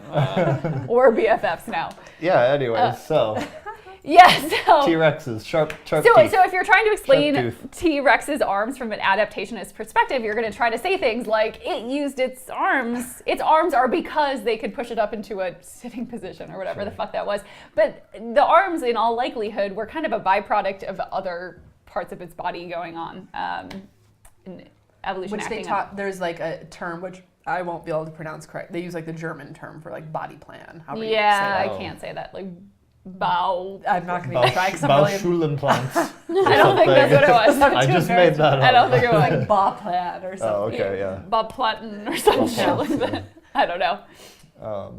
But yeah, it's this Yeah. general idea that like the way, maybe I'm jumping ahead, but the way this paper is talking about the way evolution or natural selection looks at an organism. So there are, does it look at the arm of a T-Rex or does it look at the T-Rex as a whole? And so, and the point they're making is that evolution is not selecting for arms and for legs and for teeth and for whatever. It's selecting for like the most fit T-Rex as a whole. Yes. And so things can get like short arms might just so happen to end up on a T-Rex because the T-Rex that happened to have short arms also had really fucking strong legs and could run fast and sharp teeth and whatever. Yeah, sure. And so these short arms got in there because they ultimately, that T-Rex was more fit than Right. whatever other T-Rex Right. happened to The exist. term that gets thrown around a lot for this is an evolutionary byproduct. Yeah. Yeah. That's something like, So the spandrel is a right. byproduct of needing to support a dome. It's Right. not the purpose Right. of Right. anything. Yeah. That is a very succinct Very summary. That was Yeah. well done, Sarah. I feel like I need another whiskey. But to be fair, there's no purpose We can in make that evolution. happen. There's that never fine, any- there's right, there's never no, any purpose. There's never Well, any end goal. And so this or is anything this like is a that, huge right? problem that And I that's- have as a geneticist and evolutionary biologist is I didn't realize just how like adamant people were about like the way selection must be working to select for something, Sure. like to drive things. Right, like right. there's some sort of and Some this sort of like perfect creature, perfect yeah, thing like that platonic that we keep, ideal of that it keeps whatever, driving towards, yeah. or some sort of like directing force that's Right. like I'm Yeah. going to like move you Yeah. and shift you into this Right. direction. Like fuck no, it doesn't work that way. Right. But it's such a tempting viewpoint to have to Right. look at any one trait or look at humans that have we're bipedal and we have big brains and we have language and we can make music and we can do all of these like crazy, amazingly beautiful things. Yeah. To think that like somehow those traits were selected for. Right. And it's like way less romantic to think that any They one of happen those is to a be byproduct byproduct, yeah. of something else that Right. was like not as fancy. So, Right. as kind of a critique of this article, and it's a great article. If you haven't read it, Yeah, it's I fantastic. think you should. It's And accessible. It's very accessible. It's written in such a way that even if you don't have an evolutionary background, it's kind of a great introduction. And Sarah needs more beverage. I can And the make jargon that it does use is easily Googleable. Googleable. Googleable. Googleable. Googleable. My I critique. think that's German too. Thanks. My critique of this argument or of this paper in general is that it, as Sarah was saying before, it just gets real bitchy. Yeah, it's even so I could big. I even I could tell love it, because though. I don't read a lot of scientific papers or Right, anything. right. And I And read you it, were I'm like, wow, damn, this he is is throwing shade. yeah, this is like an yeah. internet blog with somebody who's got a lot of beef. I know, right, But right. done with the most like elitist. Well, fucking, right. It's, like, very classy. Just fucking pointed jabs. Like I mean these. But the They're two like, guys we that all wrote it's it- the know about greatest the thing blah blah either. blah blah blah blah blah and that part. Like using all these like big it words was so and elitist. stuff. Yeah, But sure. these two guys that wrote it, I mean, they were the top of the top Right, biologists at right. the time, and like they So they fucking were, could. No, they really were. Lewontin. Lewontin, Gould too. Are you fucking kidding me? Gould is a pop science. Gould's not, but He's Gould, an evolutionary Gould has never biologist. published anything scientific. Oh. He Gould- spearheaded punctuated out equilibrium. Gould had Ooh. his finger It's It's a in. big deal. Theory that people use ever. I mean, that's not necessarily true. I will say Gould had it's a little sensationalized. Was able to put his influence into a fucking lot of shit that was happening at the time, and I would like really challenge anyone that said there was someone like significantly more influential than Gould during those times. Like I would be, I would. You not. heard it here first. Yeah. Yeah. Well, I would argue that. Dawkins, I would say, supplanted him pretty quickly. That's true. Okay. Richard sure. Dawkins. Richard Dawkins probably Yeah. definitely came in and did more shit. Yeah. Yeah. But there's a reason we all know Gould's name today. Like the guy got shit done, was involved in a lot of things going on, and I think there's something to be said for pop science too. For sure. The Gould, the bad, and the ugly. The right? Gould, Scott, you are. Okay, that was even a stretch though. Well, I don't think so. We'll You let were our waiting viewers for decide that, on though. that You one. were waiting for We'll that. let our- I will, yeah. Terrible. I kind of zoned out the last couple of minutes while I was trying to think of that one. Okay, can I bring it back to my issue with this article? Yeah, let's Because talk about, It's well, cool. while I think it is an important critique, I think he goes too far in condemning adaptationist points of view. Definitely. Because they are really important, and Sure. natural selection and sexual selection have been like incredible driving forces of evolution. And while it behooves us to consider things like genetic drift, Can we talk about all of these things? sorry, Yeah, yes, I am going very So- jargony real No, fast. but like, I'm sorry. this is good. This is a good segue. Yeah. Like, can we talk about the forces of evolution and what all of them actually mean and Sure. and what we think about colloquially in terms of evolution and what else is actually out there and is a major driving force of it? So I think the biggest one that people tend to talk about is called natural selection. And if you bring it back, what are you laughing at? That was beautiful. It was not beautiful. Stop encouraging him. You don't have to live with Maybe him. you should try it sometime, Ruth. I don't know. Maybe it would work. Yes. New slogan: "Come for the science, stay for the puns." Stay I love for it. the puns. That's right. There we That's go. right. I could do this Although all night. I did recently come up with our official slogan for the show, and I think it's been received pretty well. And it is: "Science is a discussion, often over drinks." Oh. I mean, I that's like it. Although true not life. so often. I'm a That's fan. beautiful, I'm a fan. kid. No, but more science gets Yeah. done over Poetic. beer than in every other part of my life. Totally. It I'm is gonna a be real. It's a real thing. Yeah. I mean, honestly, like if we weren't doing this show, we'd probably be doing almost the same thing. Yeah, just not in front of you people. Let's be real. Like It's we kind just of wouldn't true. be on camera. I would have a little bit less makeup on, but other than that, it would be like the same. I'd probably be exactly the same. Exactly. In pajamas, dirty hair. Yeah. It's whatever. Cool. Pajamas are welcome. Yeah, Always. that's true. Yeah. Maybe next time I'll do pajamas. We have a pet pajama party, Yeah.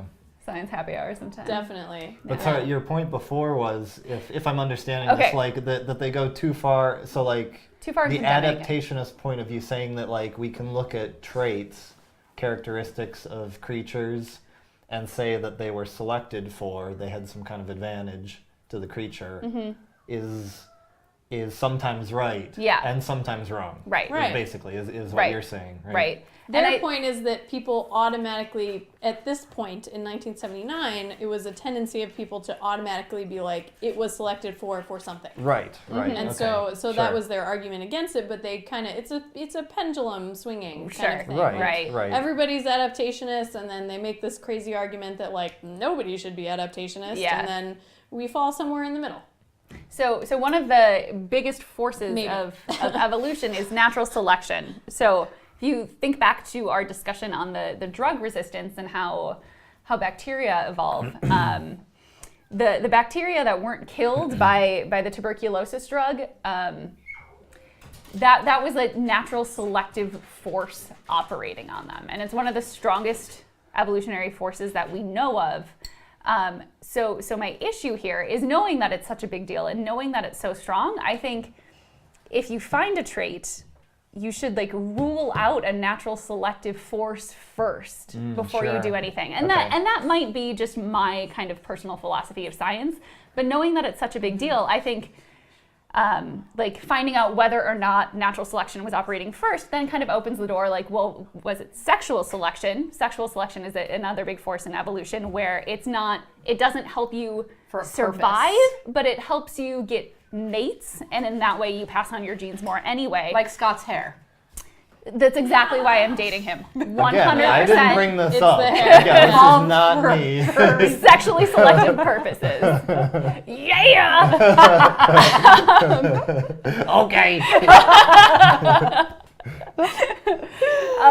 So then once you rule out natural selection, you can kind of move on to sexual selection. Is it sexual selection? Let's do some experiments on that. If you can rule out sexual selection, then you can look to these other things like genetic drift. Genetic drift is an idea of evolution where things kind of just fucking happen and there's not necessarily a purpose, but There's usually some isolation involved. right. So there was if you were watching last night when we were talking about the meteor that hit the Earth, or the asteroid that killed all the dinosaurs, the vole that happened to be taking a nap was the one that survived. And so Right. the traits that I believe vole his name had, was Steve. Steve the was vole his name. happened to survive. And so his genes got passed on. Whatever traits those were, they weren't necessarily selected for.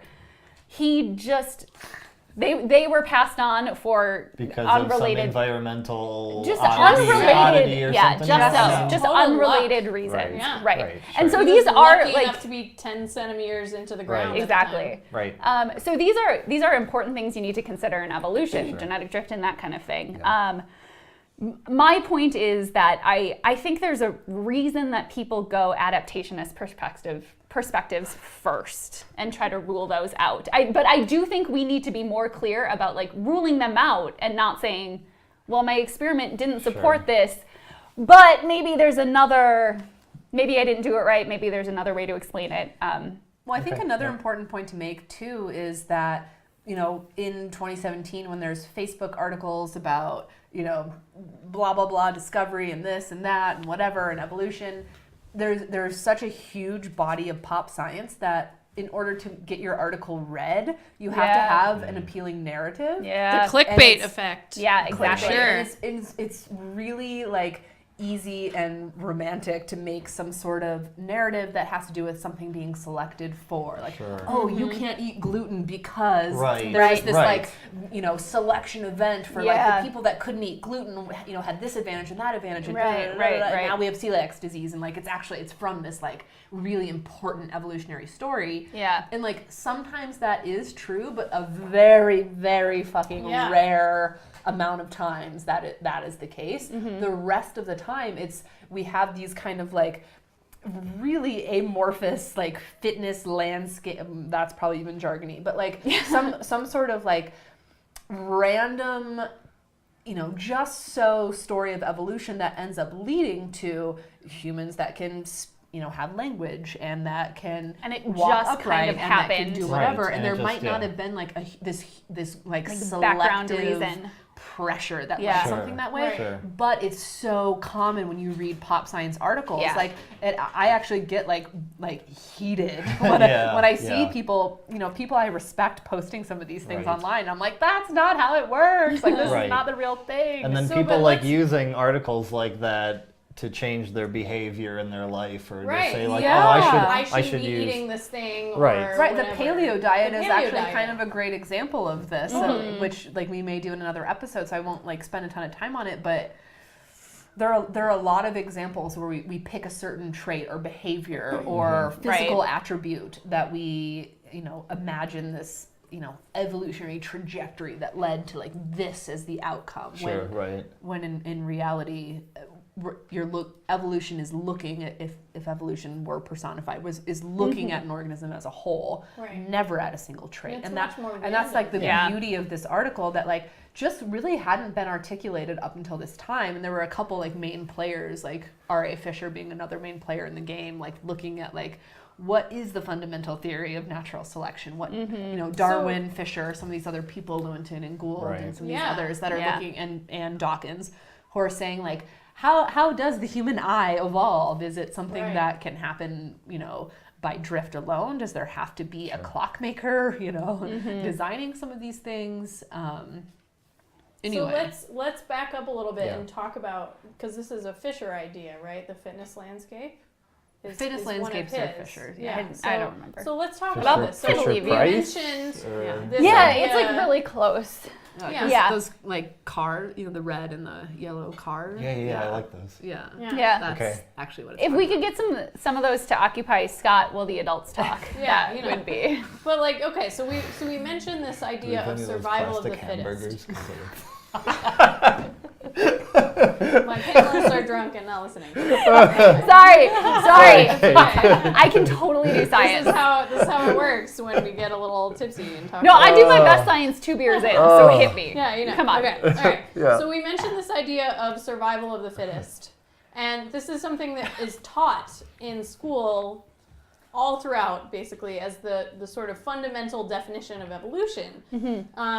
And I would like to kind of chat about that a little bit, just because it's obviously reducing the meaning of it to something that is not necessarily as clear as it should be. Sure. And a lot of people have this misconception that fittest, in terms of survival of the fittest, is like maybe a physically fit person or whatever. Like, and I want to kind of address what the fitness actually means, and that ties into this fitness landscape from Fisher. So let's talk about this. While I'm explaining this super important evolutionary theory, we are deciding whether or not we want to eat a hamburger or a hot dog. Hot dog. So, A burger. super important. Do you have An cheese? even split. Do you have cheese? of Can I burger put and cheese hot on my dog. dog? We do I want not my dog have black. cheese. Oh, That's- Kate! That's my fault because I'm You're allergic. and dairy. Oh I my never, God. I'm I leaving. never fucking think about cheese. I never think about cheese. Grady, can my dog be blackened? We can Ooh, make real- that happen. real Yes. cooked. Like I real mean- blackened. Crusted with pepper? Like That just also charred. really good. Yeah. I kind Pepper of would like be that great too. Maybe too, not yeah. quite as bad, but I like it kind of black. Classy bathrobe. Tune in next week. Alcohol and its effects on Effects science. on science, right? Dude, they're great. That's a Positive legit, or not? Yeah, that's that's a true. for sure. It's social lubrication is a thing. Totally. It I is. also feel like Like emotional and mental lubrication. scientific lubrication. Well, Like, because I need to get a little loosey goosey before I can really get into the. You gotta Alcohol is be a on camera, depressant, and so yeah. it's depressing my anxiety levels about not being good enough and my imposter syndrome. Imposter And so when syndrome. I drink, then I can write way better. And I'm like, It's fucking true. brilliant. Let's just pump out these papers. I was at least like above the legal limit for the entirety of my master's thesis. I didn't even know where you were going with that, but I was like 3 real happy years. about For it. like 3 For the last solid 3 years of my years. life. No, Right, I yeah. wrote my master's thesis. Sure, yeah. As you should. Maybe not should. Sorry, that was They really don't prescriptionist. allow us to But drink As at work, is normal. so- How about that? As is. Yeah. as many scientists Average. do, nobody Yes. drinks like a fucking scientist. It's Let me true. tell you. It's true. Scientists. Except when you're doing science. Right. Yeah, don't in the don't lab? do It would science be wasted, irresponsible but for me to talk be about drunk it while wasted. Well, you did the science. While I did the Right. science. But like while I think about and process, which Yes. arguably is like majority of science Yeah. is fucking thinking about the like dumb shit you did in lab is like Forgot it. how can I make this work in a theoretical Big dog. sense? It's absolutely true. Big Dog makes it her return.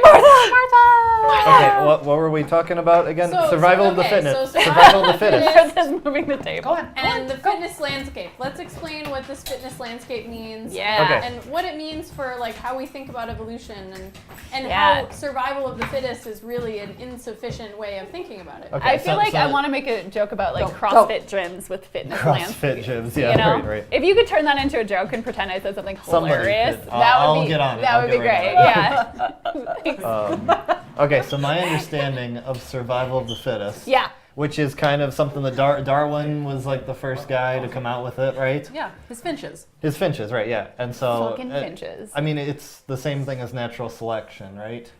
It's Yeah, very yeah. it's very similar Selection to it. works based on fitness. Based Yeah. on fitness. Okay, Yeah. right. So like you've got a bunch of birds, let's say, right? And they all have they Let's all say. eat seeds. They all eat Hypothetically. seeds. There are birds and they eat seeds. You know, put a bird on it. Put a bird on. Where did your Put a dinosaur dog go? on it. Put a dog on it. Your dinosaur Oh is my, not there's dogs all alright. over. Put a Martha yeah, I on took it. down. That's sad. What was I saying? Oh, say there's birds and they eat seeds on the island, right? We're talking about Galapagos. Okay, never mind.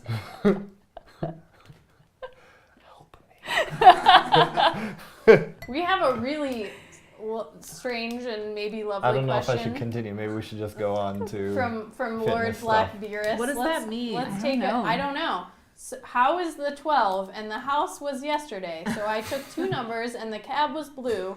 But Sally smoked so much and PC was broke. So why was Tom naked? Because clothes Because evolution. are for the man. That's right. That's why Tom was naked. I'm into it. Impolite to stink. I thought Scott. it was because aliens What? don't wear condoms. You are the resident riddle Because what? solver. Because aliens I don't feel wear like condoms. we need you. Because aliens don't wear condoms. Don't So- wear condoms. Don't wear condoms. Just Not the same just thing breaking that the I ice. said, but yeah, okay. you know, it's, Hey, Lord that's how I got Blackbeerus. too, right? Love that icebreaker. Welcome. It's a doozy. It's a It's doozy. really a doozy. What's your story, Lord Yeah. Lord Blackbeerus? Welcome. Yeah, what's your story? Yeah, who- Ask us a question. Tell who us are who you you? are. You rode in a blue cab? That's odd. Yeah. What? To say the least. Stop, I'm sorry. You can't stop. You have a problem. You have a problem. Can I have more beer? Yes, we can make that happen. Maybe. How about whiskey? How about whiskey? There's Is that just a it? little bit. Is there no beer? So I don't have any cold beer. That I'll is take it. I'll problematic. take an ice cube with mine. Is that low class? I wish I had some rosé. Yeah, but I'll so allow you could it. Put some ice cubes in it. There's more of that wine. Yeah, what do I'm you guys pretty want? Sure. Oh God. I finished that's the all beaker you twice. I finished the flask twice. the I- Erlenmeyer flask. The Actually, Erlenmeyer no. It's glass. interesting that My this is a story flask, is and then the Yeah. booze flask you have in your pocket that I don't have in my pocket. Lord right Black, give That us the one abbreviated That one might version. have. Let's pocket. give us the short version. Yeah. I want to hear now. the The story is abbreviated long version. and Yeah. shows a Pepe. Yeah, I don't really like the Pepe thing. Or Pepe. I don't know how I feel about All right, that. let's get back to this. Yes. All right. So okay. So Sorry. let's get back to the fitness landscape. Why is this important? Yes. Why is survival of the fittest an insufficient way of thinking about natural selection? Because the word fittest is relative. So this term that we're using, fitness landscape, you can imagine it as like a geographic landscape. So if I were looking out over, We need a pen and I can draw it. yeah, I need that whiteboard. Hey, if we need hey, that whiteboard. where's the Do you want the whiteboard? whiteboard? I do I want got the it. whiteboard. Yeah, You have the whiteboard. Where is it? Someone- It's right here. I got That's it. right. just Do erase you the need dogs. this? Do you need this? No, you can do it. Yeah. Here, I'll get it. You guys talk. All right. Let me erase it. So you can imagine, like, if you're looking over a landscape that has many hills, and like some of the hills are really tall, imagine they're mountains. In your mind. Some of the hills are low, like Happy little hills. happy, Yeah. happy little If hills. you're Bob Ross, Scott. they might be happy little hills. I Yes, was there just. you go. I was just. And so Let's do some interpretive drawing. Ruth, All why right. don't you draw while I talk? But you have All to right. draw so everyone can see. Oh, Here, sorry. erase Right, that. right. Yeah. No, Leave it's it. I don't know. It says science, social Yeah, I left lubricant. that on. It's That's a good, yeah. Just draw That's a some little hills. cocktail. yeah. Just. Yeah. Okay. There you go. So you can Oh. imagine there are some big hills yeah. and there are some little hills. And like this is the landscape that natural selection or evolution or whatever you want to call it is looking at. And you're some Organisms exist. On organisms this, right? exist They exist on somewhere Earth. with on, and so an organism might say the organism evolved right here, down in this valley. Yeah. They're not super fit necessarily where they are in this valley, but they could take different like routes of evolution. They Say this organism is trying to evolve to be more fit, more adapted for their environment. The higher the hill that they live on, the more fit they are. These hills are like relative amounts of fitness Yeah. for a given environment. Fitness is on the y-axis. So the higher the hill, the more fit you are for the environment, but the lower the hill, the less fit you are for the environment. So if this organism that we've drawn down here in this valley, they happen to evolve up along here, they're getting more fit, more fit, more fit. They get all the way up to the top of this hill, that organism is way more fit than where it started. However, this organism is not as fit as it would have been had it made it up to this top of the mountain Sure. over But here. the point is, if the organism had gone towards like it has a choice, if it had moved towards the highest fitness, it would have been It had to go downhill a the bunch of animals times. that Yeah. ended up here would have been outcompeted than the ones who ended up here. So the ones who ended up here would have survived more. And anytime you want to move off of the top of your hill, you have to go down. You have to become less fit, less Not well cool, suited bro. for the environment. Not cool. So not cool. Every time you move down, I mean that's like a negative move. It's terrible. Yeah. You would not, selection would not favor you moving down. And So because- probability-wise, that's probably not going to happen too. Probability-wise, it will not happen. over many steps, like Right. many. You'll be steps. selected out. But Right. probability-wise, we will have organisms that mutate to live down here or Sure. downhill here or whatever, but they're less fit than this individual. So this Right. individual reproduces more, this individual wins out. Since you can never go downhill, you can never make it to that top because the only way to make it here is to go downhill several different times. Right. So in that case, I there see are what you're these. saying. Okay. There's an optimal maximum, like the max position you can get to, and then Right. there are these relative maxima. Sure. Yeah. that are Local or maximum. relative Yeah. to where you began. This Right. local maxima, like that's where you end up, and you get stuck there because you can never go downhill. And So this is like if So if- T-Rex if I arms. was- sure, T-Rex arms, Right. or like You can just hold this in front of my like face. if you have birds Sure. and there's two like sizes of seeds. There's a big seed and a little seed, Beautiful. Hot stone. and you need a big beak to eat the big seed and a little beak to eat the little seed, right? Yeah. And so it's great if you have one that matches it, but if you try and evolve toward the bigger seed to get more food, The big ones you're always going to have beat like you. a medium length beak or something, Uh-huh. and then you're not going to be able to eat either of them. Right. Yeah.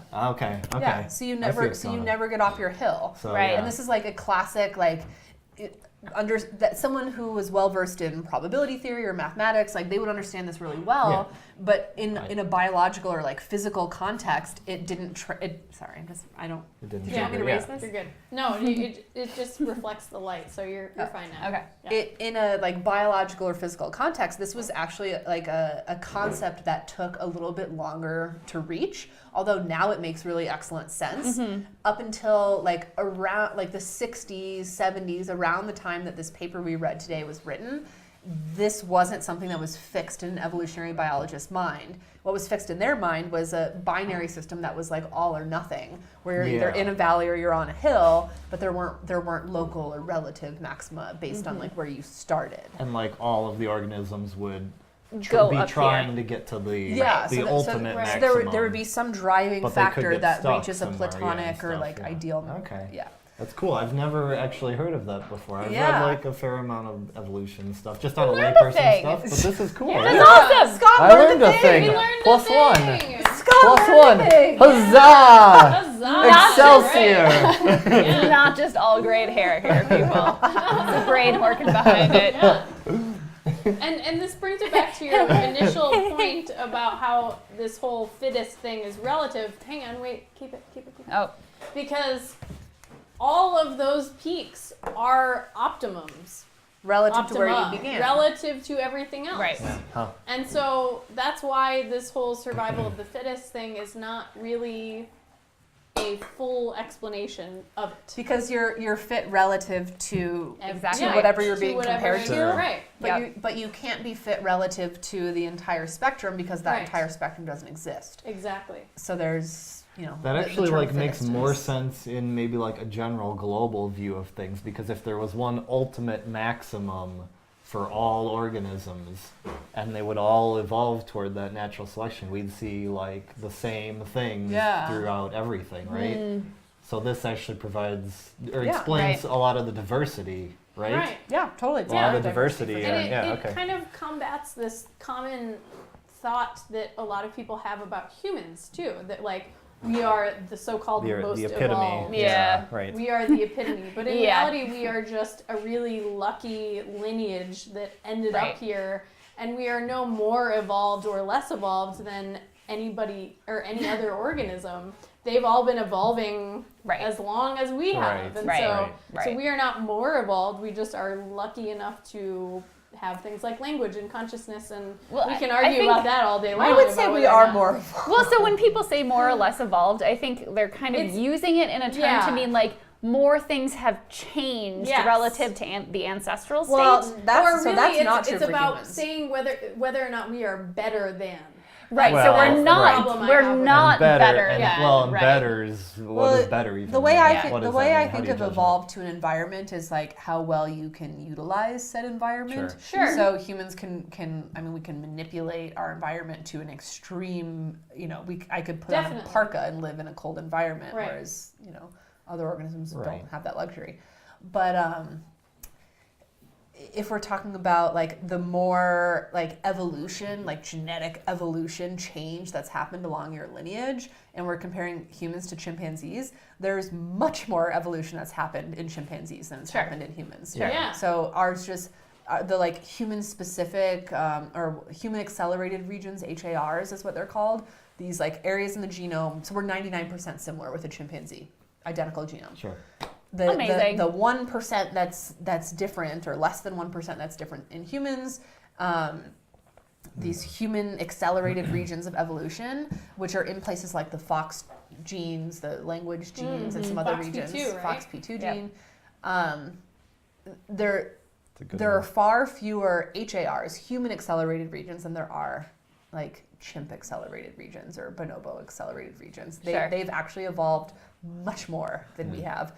Our evolution just happens to be better suited to our environment, Sure. to manipulating and existing in and whatever. I mean, I think better suited is even kind of a Better suited is probably the wrong way to put it. yeah. Because like a chimpanzee is going to be just fine, but like if you put me out without all of my like, Without extra your stuff, 3 million I mean, Snapchat followers, without- Sarah, how are you gonna do? not very well. I won't Yeah, be feeling very good right, about myself, right. for sure. So I mean, this, so like in intelligence itself, or at least like our level of intelligence, is something you could probably argue across like most organisms. If they had it, it would improve their fitness, right? But there are probably cases where it doesn't necessarily matter. Like maybe you could argue like bacteria.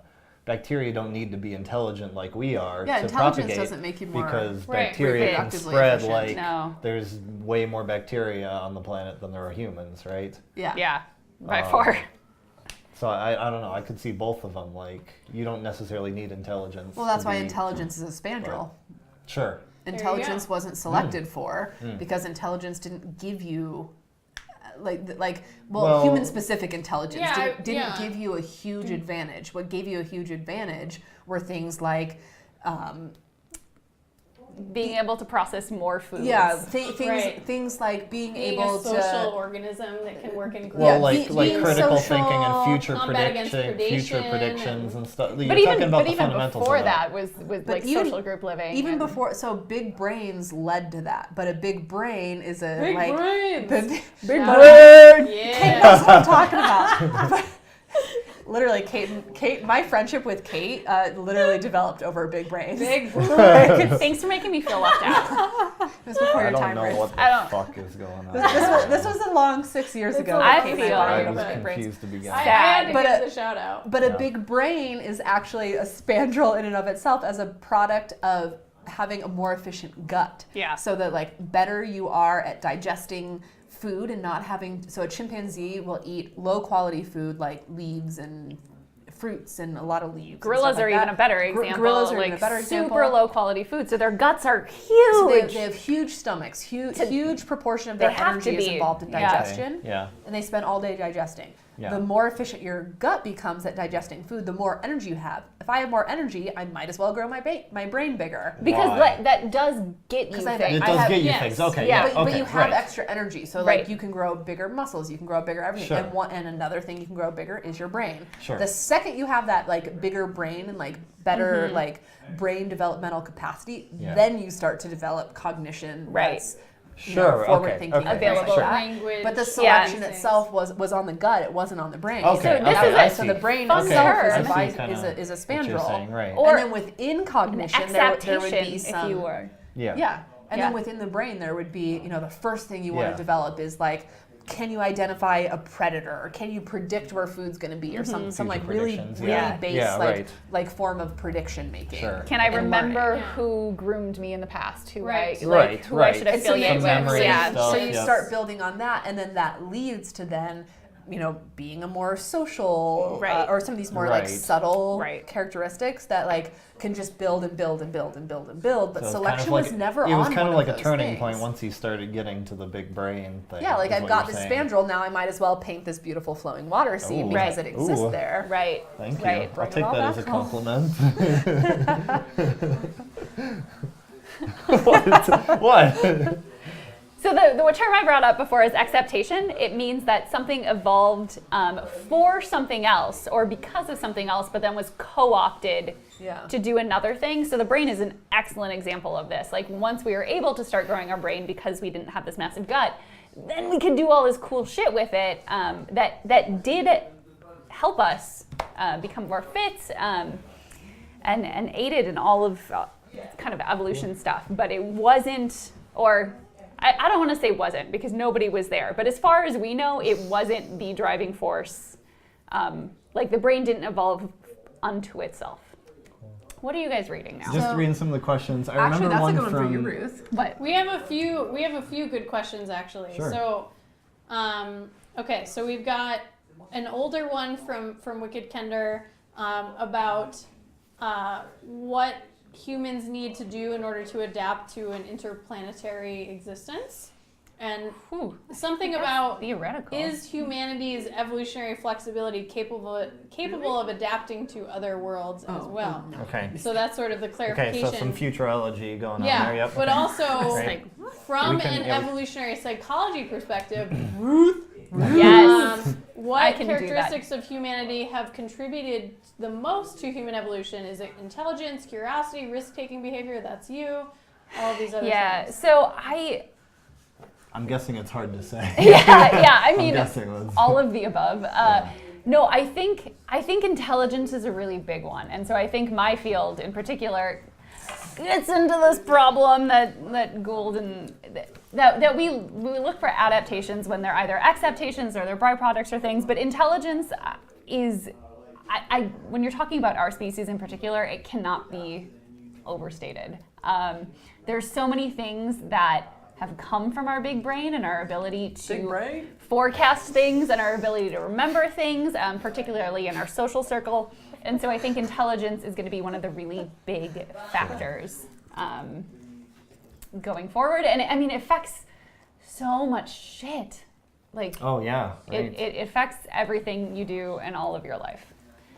So Being like goal oriented, being able to model the world I mean, those are inside your head. yeah. Well, and there's also debate Critical about like thinking what and stuff. intelligence means. Sure, yeah, Right. Like right. it's kind of this There's a whole- overarching theme, and there's a lot of different components. But it's this kind of this latent construct. It's not actually measurable, but we can measure all these different things, like Aspects of it. yeah, Yeah, exactly. We could probably do a whole episode of Happy Hour on just intelligence. and breaking it That'd down be and really what that cool. means. Yeah. Yeah, and what's possible and whatnot. Yeah. But anyway, intelligence, So as cool. most people think of it, is so encompassing and controls or directs so many things that we do. That And is hugely influenced by environment. I mean, like Yeah. the way you're taught to be intelligent can influence how intelligent you are. although intelligence is like pretty genetically driven. The genetic component of intelligence is No. so that So- is in so- direct contradiction to everything that So- people in my So department say. IQ. Let's talk So about I- IQ. So IQ. So this is genetics. something. Yeah. Go Yeah, ahead. so genetics of IQ would be something. So it is a like gross misconception that IQ, which maybe is not what you're referring to at all, that IQ, a form of intelligence, I suppose, is genetically determined.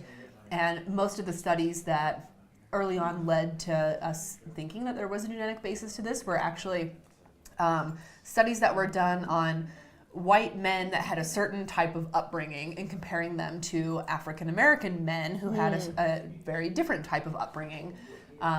And the tests were designed to favor those individuals that had had a classic education versus those individuals who had not been taught the same really test-taking strategies. Big fucking deal. Big fucking deal. Led to a lot of like So many of our tests of intelligence have been normed on white men. Yeah. And it's a really big problem because it means that people who aren't white men aren't going to perform as well. right. So, yeah. And it's the way the questions in some of these tests are designed.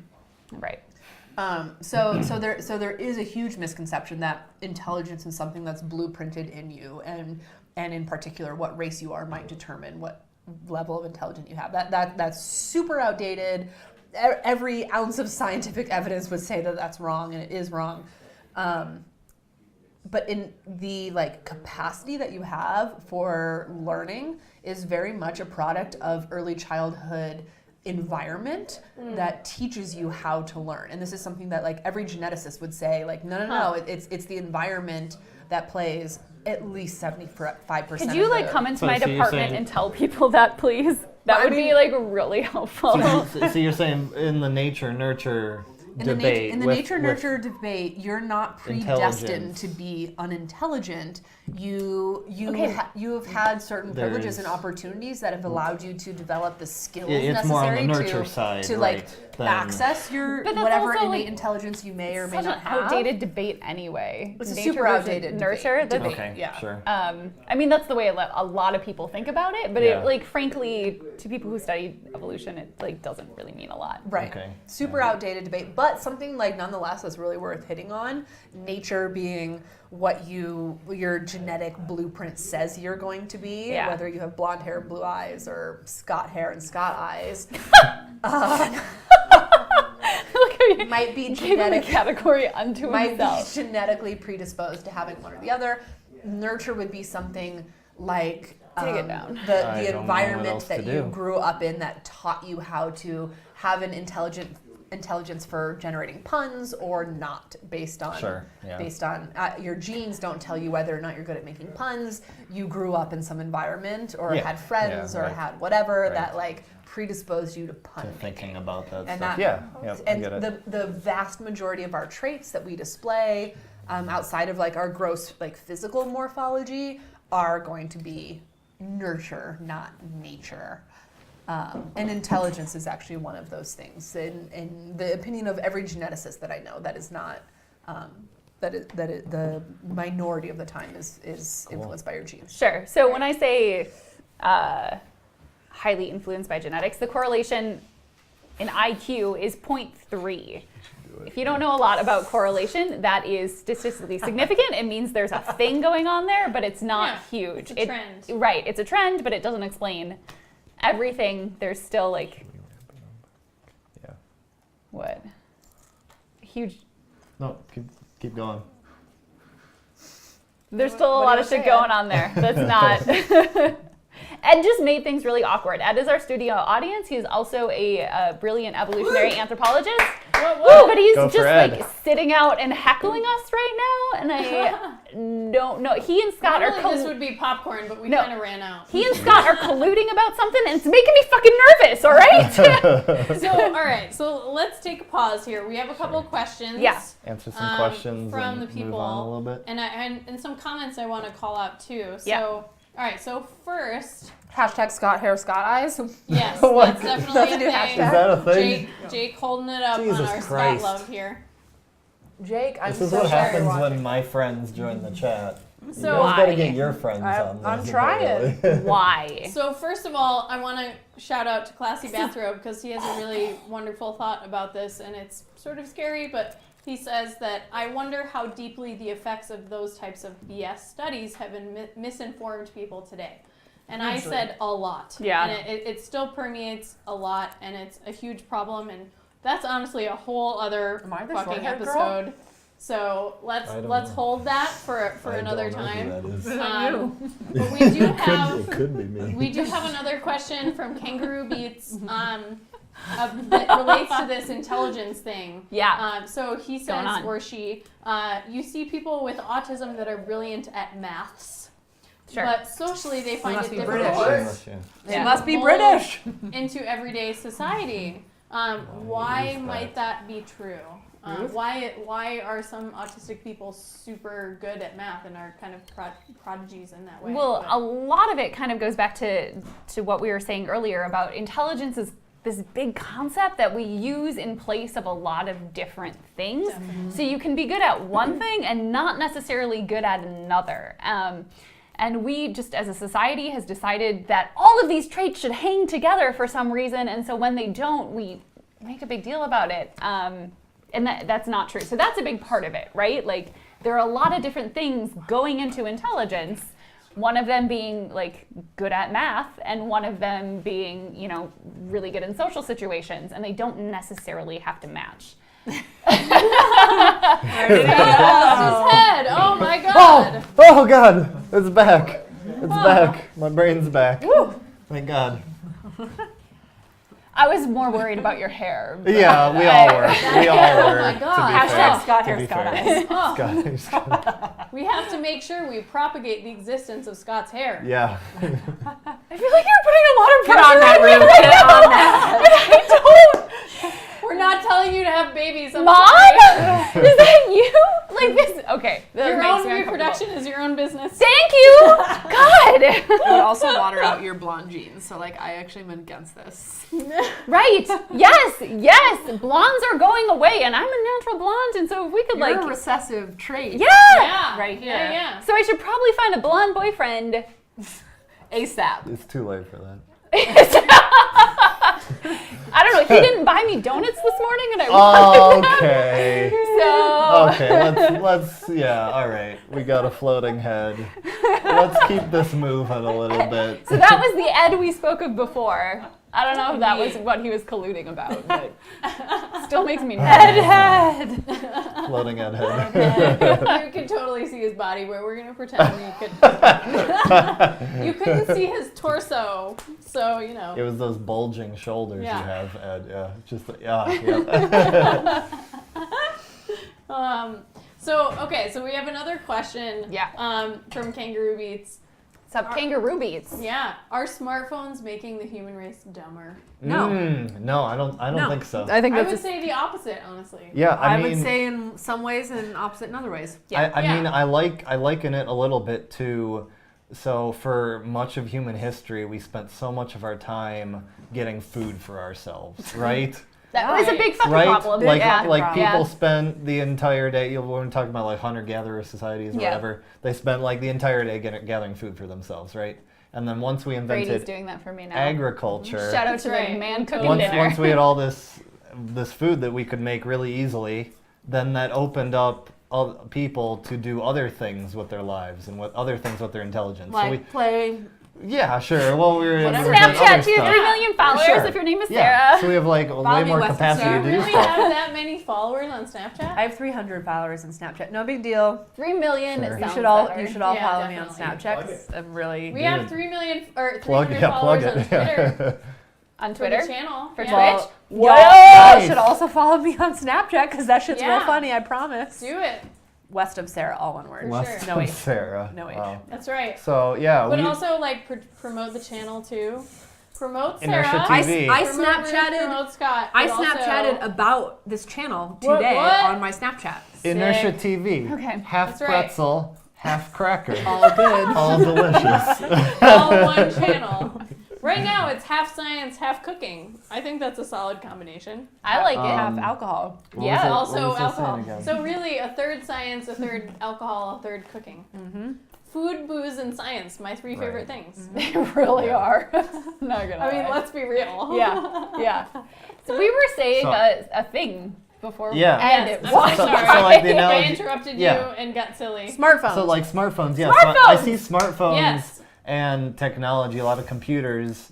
Like for instance, most people, millennials or whatever, don't remember phone numbers anymore, right? I remember we- my home phone. Well, like we number. remember a That's few about phone it. numbers. Everybody remembers the whole But phone like number. a couple You're not decades special. ago, before you could save it, you had to remember a lot more phone numbers. I even remember Do you have more whiskey in back this in the now? day Yeah. doing a lot more stuff like that.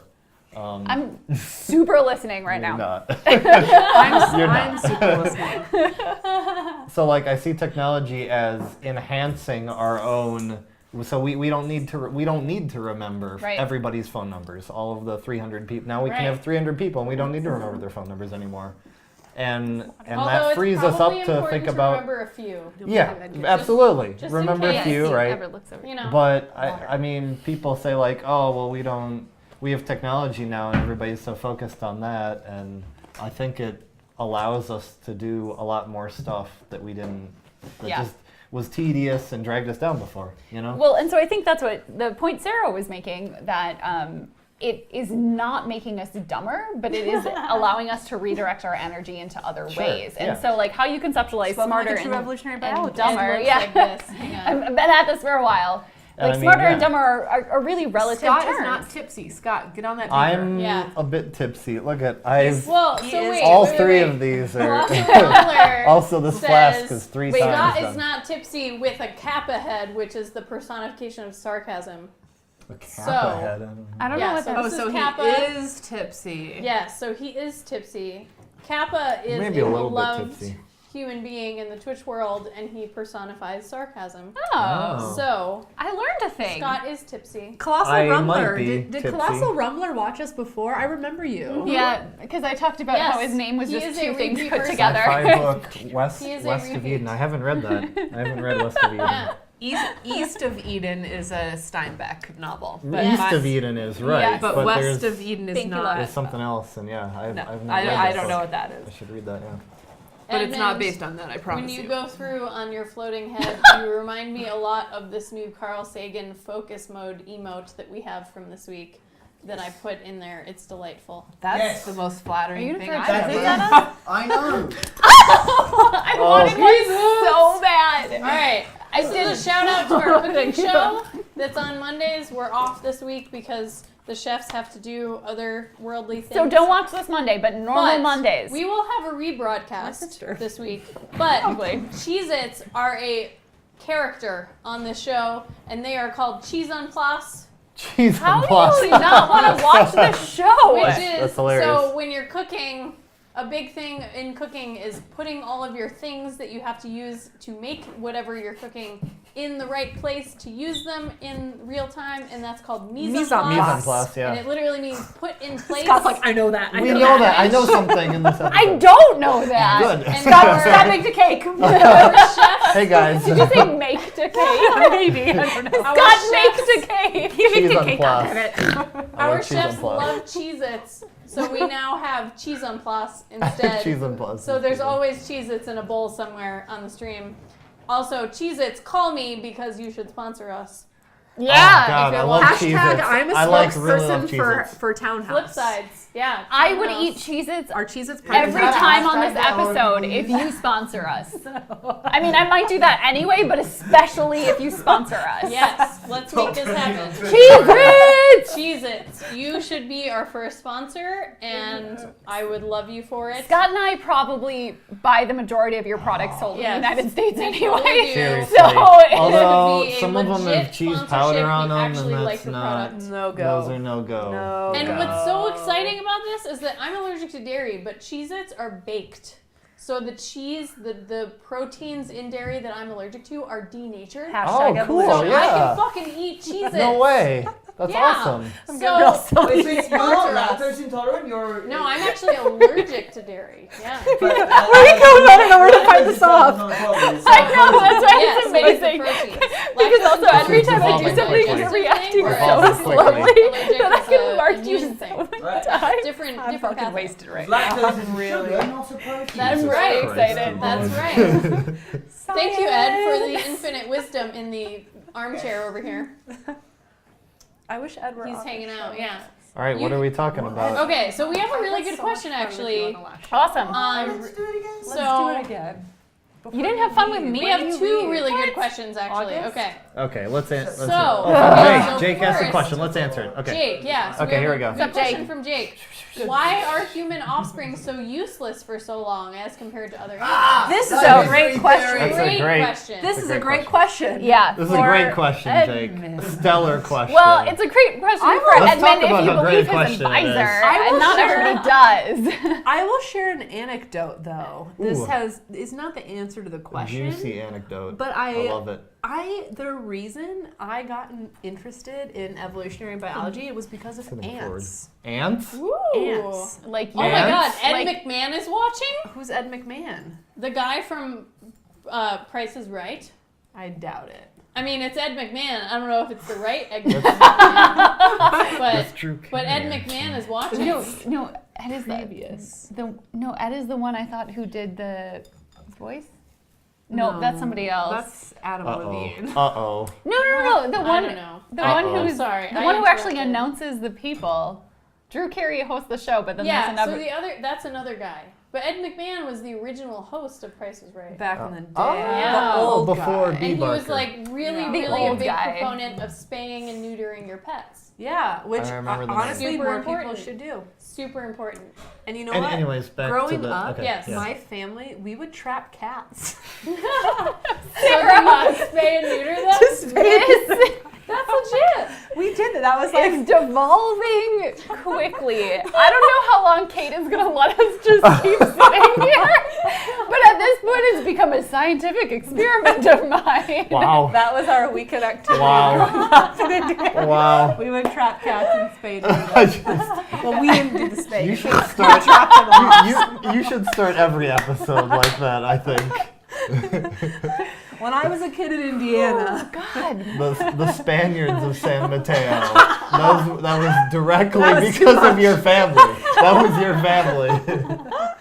yeah, my family was really weird. I nature versus nurture. I had a weird nurture. All right, Yeah, so, okay. so let's bring it back. So Yeah, why are yeah. humans so useless I'm for sorry. a long time? So my thing I was gonna mention was that the whole Home surgery, oh my god. Stories from the first.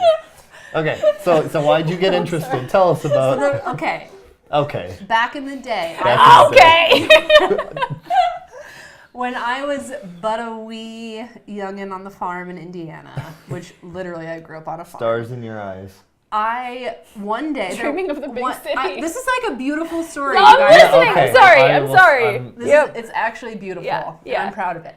So there was one day I was like laying out in my backyard on the patio and I was looking at these little ants crawling by, and I swear to God, in my child mind, I noticed that there were some ants that were really large and some ants that were really small. And I was so like, in that moment, I was like, I must know the reason. Like, these are all called ants, but how can like their order of magnitude difference would be like elephants and mice, but they're the same species, and there are some ants that are so big, some that are so little. I had a mini Darwin moment where I was like, clearly they're eating different food and like doing different things, and like this is how they can all be Yeah. ants.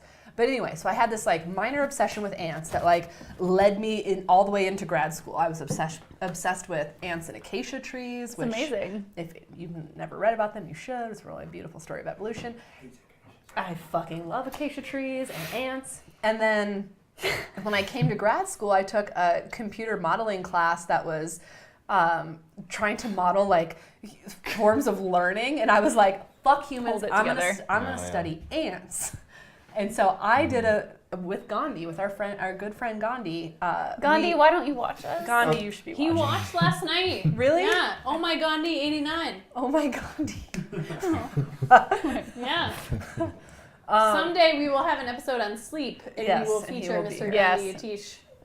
Atish. So anyway, I forgot where I was going. Oh yeah, so I was looking at different learning patterns, and a very small part of this plays into like an understanding of like, what was the question? Something about human evolution. Think about why humans The are longitudinal. Oh yeah, the period. longitudinal period in human babies. So anyway, I made this little computer simulation that was looking at ants that could. I forget how it went. The story is amazing in person. If you were here, it would be so great. As long as it ends in flip sides. Shut up! Okay, there was. I am actually too intoxicated to remember the tie back that I had thought of a few minutes ago. But the point is that in one of my little things about ants, I was looking at whether or not they could independently like problem solve as they were going, trying to find a food pile and like test out different routes, or if they were just relying on the path that some other ant had laid and like 100% saying like, I'm gonna follow this signal that was given to me and like hope it leads to food. Yes. And like seeing who was more successful, the ants that like had trial and error and like thought for themselves, or the ants that were like, someone else laid down a path, I'm going to trust it and I'm going to go. And like every once in a while there's a path that was wrong, like an ant led the wrong path. Yeah.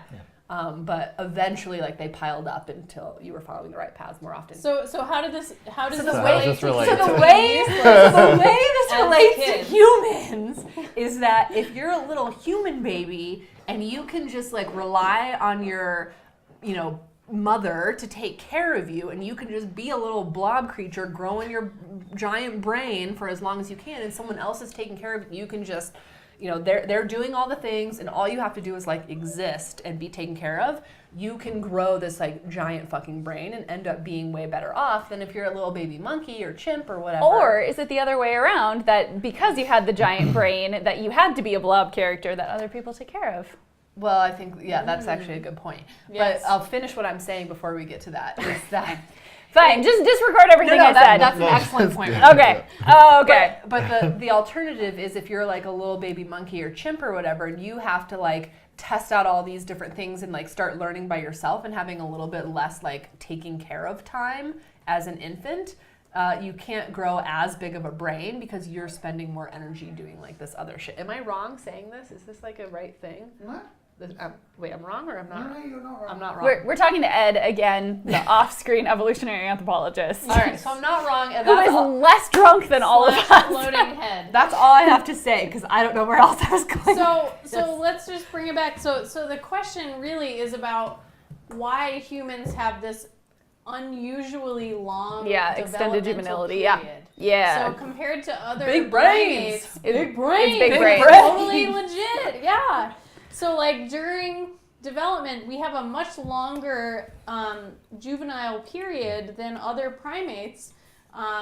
And the point of this is Which came first, the mom main or the thing. brain? Yeah, totally. The mom or the brain. I mean, like, that's both. That's the like, question, those right, yeah. things are relevant, you know?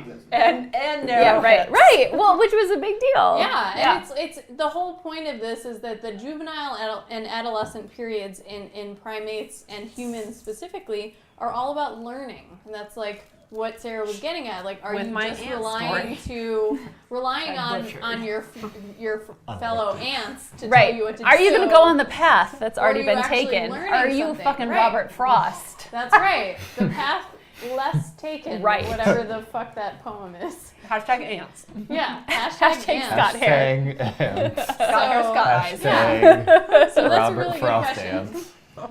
But we have another question. Yeah. From Classy Bathrobe, and I think this would be really good for Sarah. Oh, great. Oh, great. And she like tries to fit more popcorn into her mouth. Yeah. Great. So does faster speed of growth increase the possibility of abnormalities?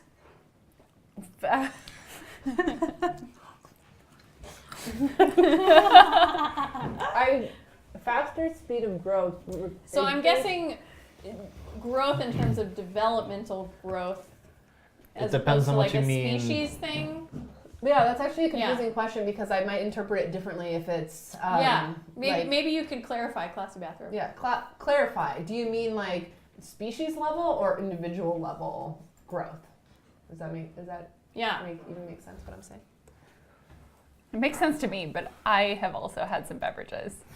So I don't know how good of a... I've had a lot of Are we, and I think this got back to a couple of questions previously too, like, is the human race or the human species, are we approaching or at Individual, he says.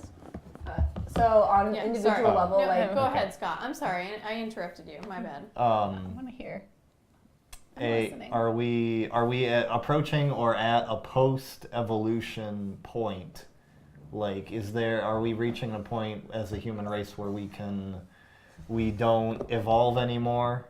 No. Or we can affect our own No, Right. that's a great question. Evolution? Scott, Yeah. that is the best question Really fantastic Really? question. that you could have asked. Really, is it? That's a great Yes. Thank you, thank That you. is a great It's question. not just the hair. It's not Not just the pretty face. It's not just the pretty face.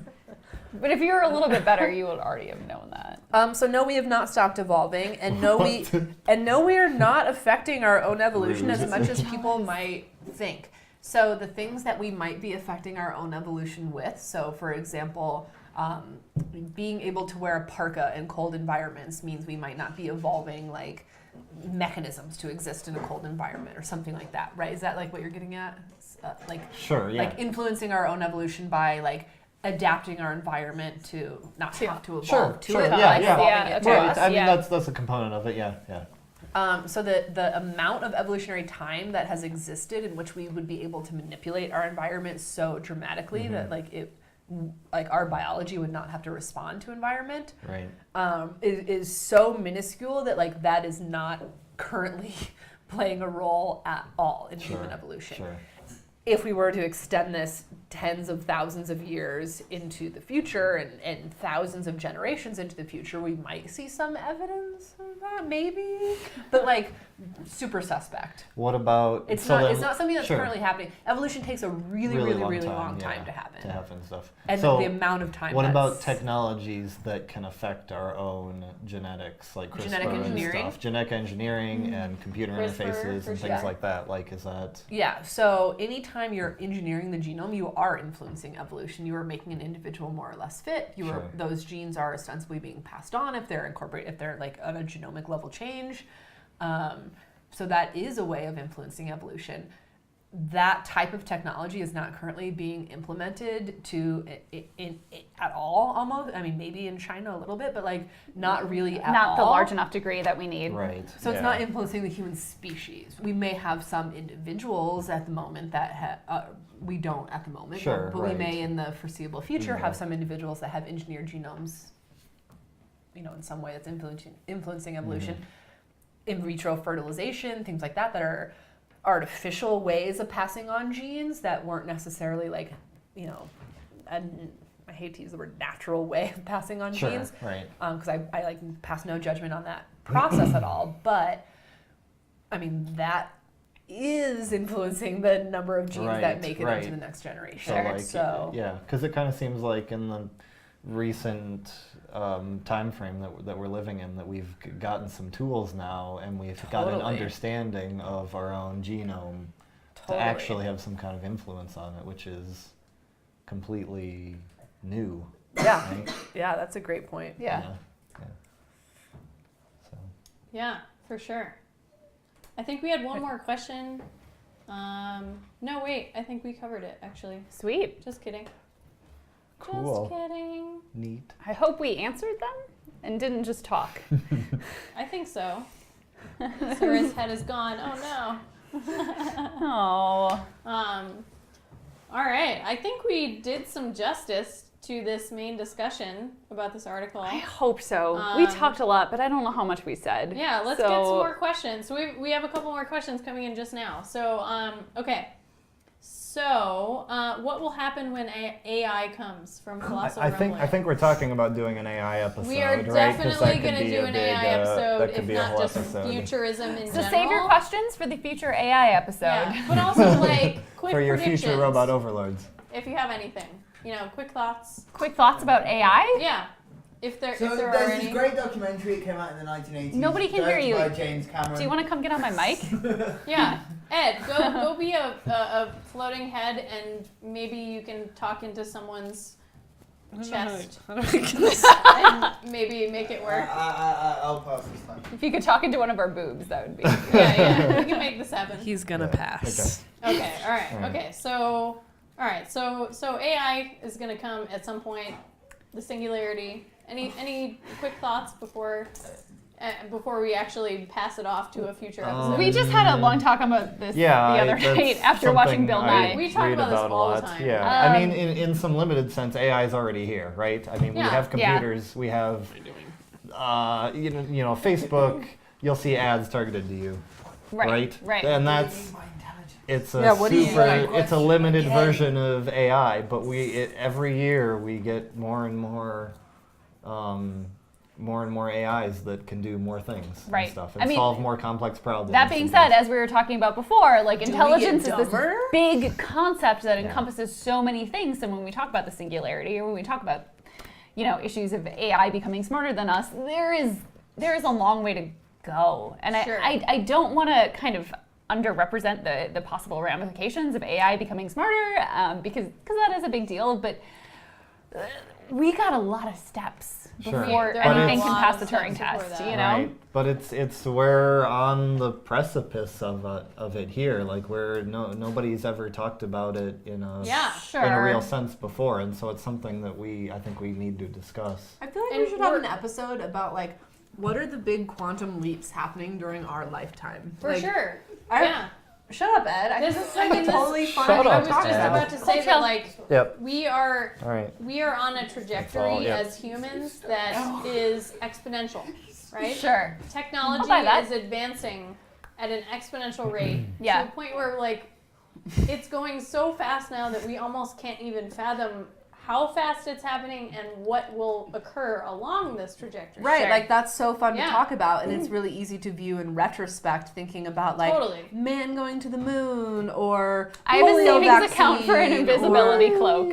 Just like Right? Yeah. side note. I thought I loved you before, and So I read a thing about how invisibility cloaks like maybe 100 years from now, and I was like, if I start saving money now, I'll have enough to buy the I know, invisibility right? cloak when it comes out. fucking love I you. see. So I am like specifically saving money for my invisibility cloak. Yeah. So Anyway. so that's that's a whole. That should be its That's own an thing. entire discussion. Yeah, Yeah. yeah, that'll Yeah, be for fascinating. sure. But so we have a couple of questions / comments. Yes. So is it theoretically possible for artificial life to worry about its own well-being? And I think that's definitely Yeah, true. Like that's kind of almost the still- definition of true AI. Right. Is that it can actually think and worry about itself as an Sure. organism in a way, its own Self-awareness. consciousness. Yeah. Yeah. So, So yeah, I think that's That's really an the AI definition thing. of, Yeah. of true AI. Yeah. And then we have Kangaroo Beats saying, "I would like to see the day when you can buy a robot to go to work for you Preach. and earn an and income, earn an income. Oh, okay. while you do the things you want to do in life." I mean, You know what? that's I a would settle whole for my other fucking discussion, cat earning an income, okay? I don't Right? need an AI. If he can just pay for his own goddamn food. but I mean, honestly, like, really if this helpful. isn't an argument for a universal basic income, I don't know what is. Sure, right. Preach. Yeah. Preach. So, for reals. I mean, like, Yeah. if we actually get to a point where artificial intelligence and robots are truly revolutionizing the workforce and jobs are changing in such a way that maybe we redefine what it is to be a productive human. Maybe we don't necessarily have to carry jobs anymore and we can actually just support ourselves in existence and productivity is created by robots Yeah. instead. We can You write know, like, poetry that's a- and walk in that's a- parks and That's a read books. Walking wormhole that parks we are and not necessarily frolic having enough time to through go through. My Wildflower goals as a grad fields. student are like Right? real low. I'm like, I just want to walk in a park. I know, please. right? That's Like- all I want. Yeah. Cool. But yeah, that's a totally We'll other do a whole question. episode So on that. So we will stay definitely- tuned. I want to do a Stay tuned. futurist episode for sure. Like Teaser. I want to talk all about the singularity and Yeah. what it could mean for us, and like I want to like fuck if we get enough people and get enough exposure, I want Ray Kurzweil on here. Oh. Who's that? Like let's Yeah. get him. He's a- That'd be kick ass. just some dude Let's who get it, talks you about know, the future. Ask a for lot. it. Send him some emails. We'll just be do like, a 24-hour live stream. We'll just do a 24-hour With thing, him, just the yeah. whole time. Just Let's do yeah, it. We just- can totally do we'll that. stay up. Yep. That's a thing. Take Like your people hit milestones on Take. Twitch, Yeah. 12-hour or Right. 24-hour streams. Sure. Like we just There you go. for Take it. donations so to we keep could going, Totally yeah. do that. If we get Ray Kurzweil on here, we will talk the fuck out of the singularity. Who is So- that? Cool. though? All right. But all What right, else we got? if there aren't any other last-minute questions here, I think we're wrapping it up. So Yes. let's I would like let's a move to burger. our final and very quick last segment here. Yes. Which is, what's the coolest thing you learned this week? Hmm. Either related to what we've talked about or otherwise. Whatever it is. Let's start with you, Scott. Okay. So the coolest thing I learned this week was, and it's related to evolution too. I was reading about the evolution of the brain and whatnot, and how people think that there are. So you can see layers in the brain. You can see like there's a really small piece in the middle in your brainstem. It goes down to your spine. Were you reading And the there's Wait I But was Why reading the article? Wait But Why I article totally read actually. that this So week, go to too. Wait But Why if you want to just like learn this instead of me talking about it. Shout out to Instead of just me and the website knowing about it. Yeah, but like it's cool because you can see 2 or 3 different layers of the brain, and it almost like cues you into how it evolved. That we had a very simple reptilian brain to start with, and then it grew and added on some layers, and those layers do different things in the brain, and the outer one like we know that the outer one does a lot of our like modern thinking about social structures and future predictors and things like that or whatever. So it's kind of cool. Like physically you can see, Cool. you can almost see how Totally the brain interesting. built on itself to get bigger. And yeah, so Yeah, for sure. evolution. That's what I got. Yeah, I always have a really hard time thinking of the coolest thing I learned this week, and I'm deciding to say it's because I learned so many fucking cool things throughout the week that it's hard to pick one. Yeah. Ooh. What a great life you lead, Ruth. I know, it's really fucking charmed if I could just make like a little bit more money. Oh, I see. That would be nice. Yeah. The coolest thing I learned this week, frankly, reading this article today, there's a lot of words that I know, but I know because I learned them reading them. And so I actually looked up the pronunciations for a lot of these things this week, and so now I know how to pronounce things that I didn't know before, which is cool. Yeah, Okay. because I- let's pronounce some shit. Right, yeah. Yeah. Gotta do So that actually was what I was doing this morning when I didn't get out of bed. I think it was useful.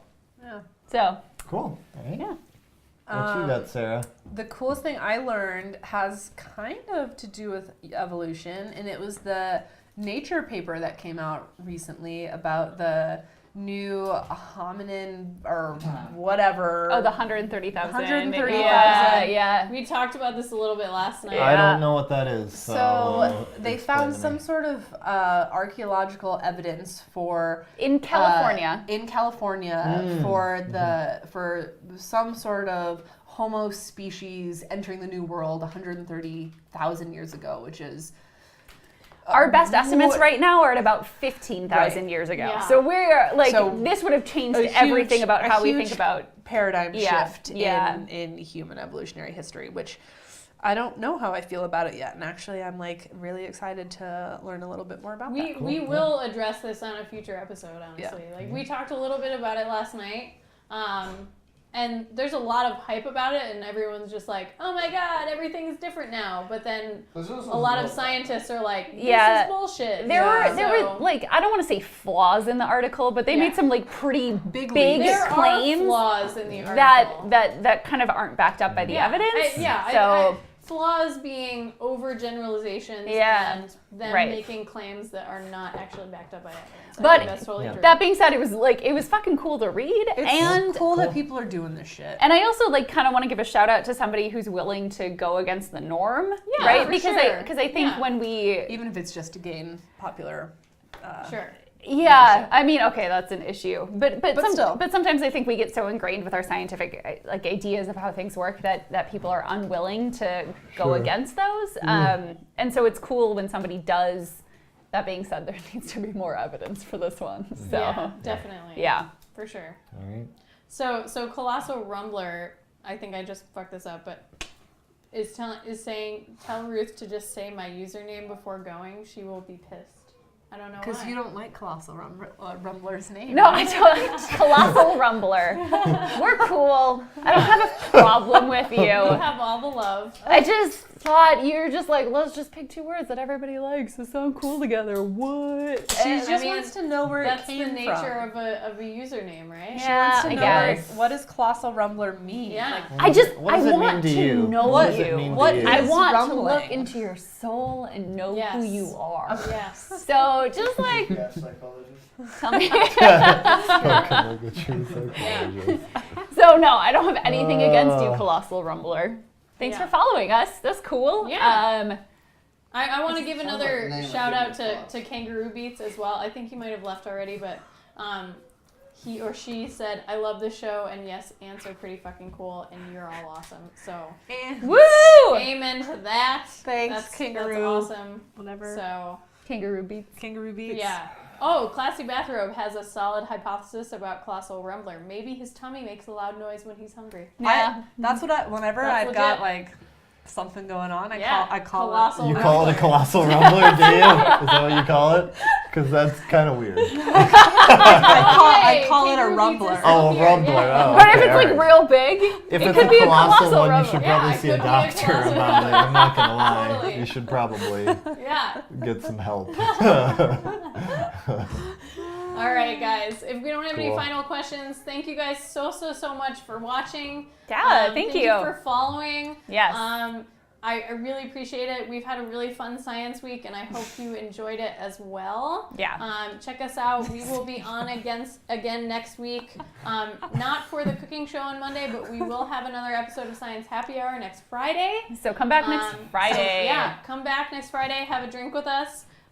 Do it. And if you can, Just shoot us a tip at some point that helps us keep the lights You on. liked it. And also, 50% of all proceeds that come in during the show will be donated to some sort of lovely scientific organization because we care about science. Yes, we do.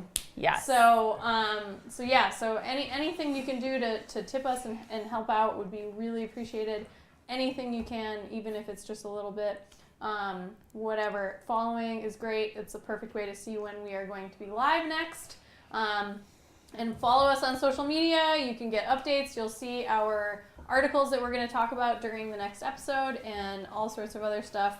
Maybe some fun comments. Maybe we should rope in Sarah's Snapchat. Sarah to Longhair the good. stream. Sarah Longhair good. Does that mean that We you have don't like a my? resounding review of your long hair. Should I apparently. grow it long wear it long in the Let future? it out. Do like a herbal essences I moment. I Do we will need a in hair future. episode? I think we I just think need we need a hair Did you see episode. Jake's latest comment? Jake, Smart fun people stuff, guys. and Way Scott. cool to interact with smart people and Scott. You've done it again. so much done it again. love happening. Yeah, Oh, it's yeah. so great. All right. Anyway, so thank you guys so much for watching. Yes. We hope you tune. Oh, I just noticed Picky Tutu. Hi. Pinky I didn't Tutu? see you What? before. Who? Picky Tutu. I Who's don't know if Picky you're still Tutu? here, but What's hello. going on? Where are they? They're up above in the chat. I don't know if they're still here or not, but Pinky hello. Tutu. Thank you for stopping by. Hi, Pinky Tutu. Mullet yeah. episode. Yeah. Also, mullet episode. Yes. The science of mullets. Let's do this. Ed head in the As long as they don't have to cut my hair. Ed head. All right. Anyway, so thank you guys so much for watching. We will see you again next week. Woo! We hope you have a great weekend. I'm just And, waving. and Awkwardly a great wrong. end to the Science Week on Twitch. So Yeah. have a good night, guys. Thumbs up. Woo! Bye.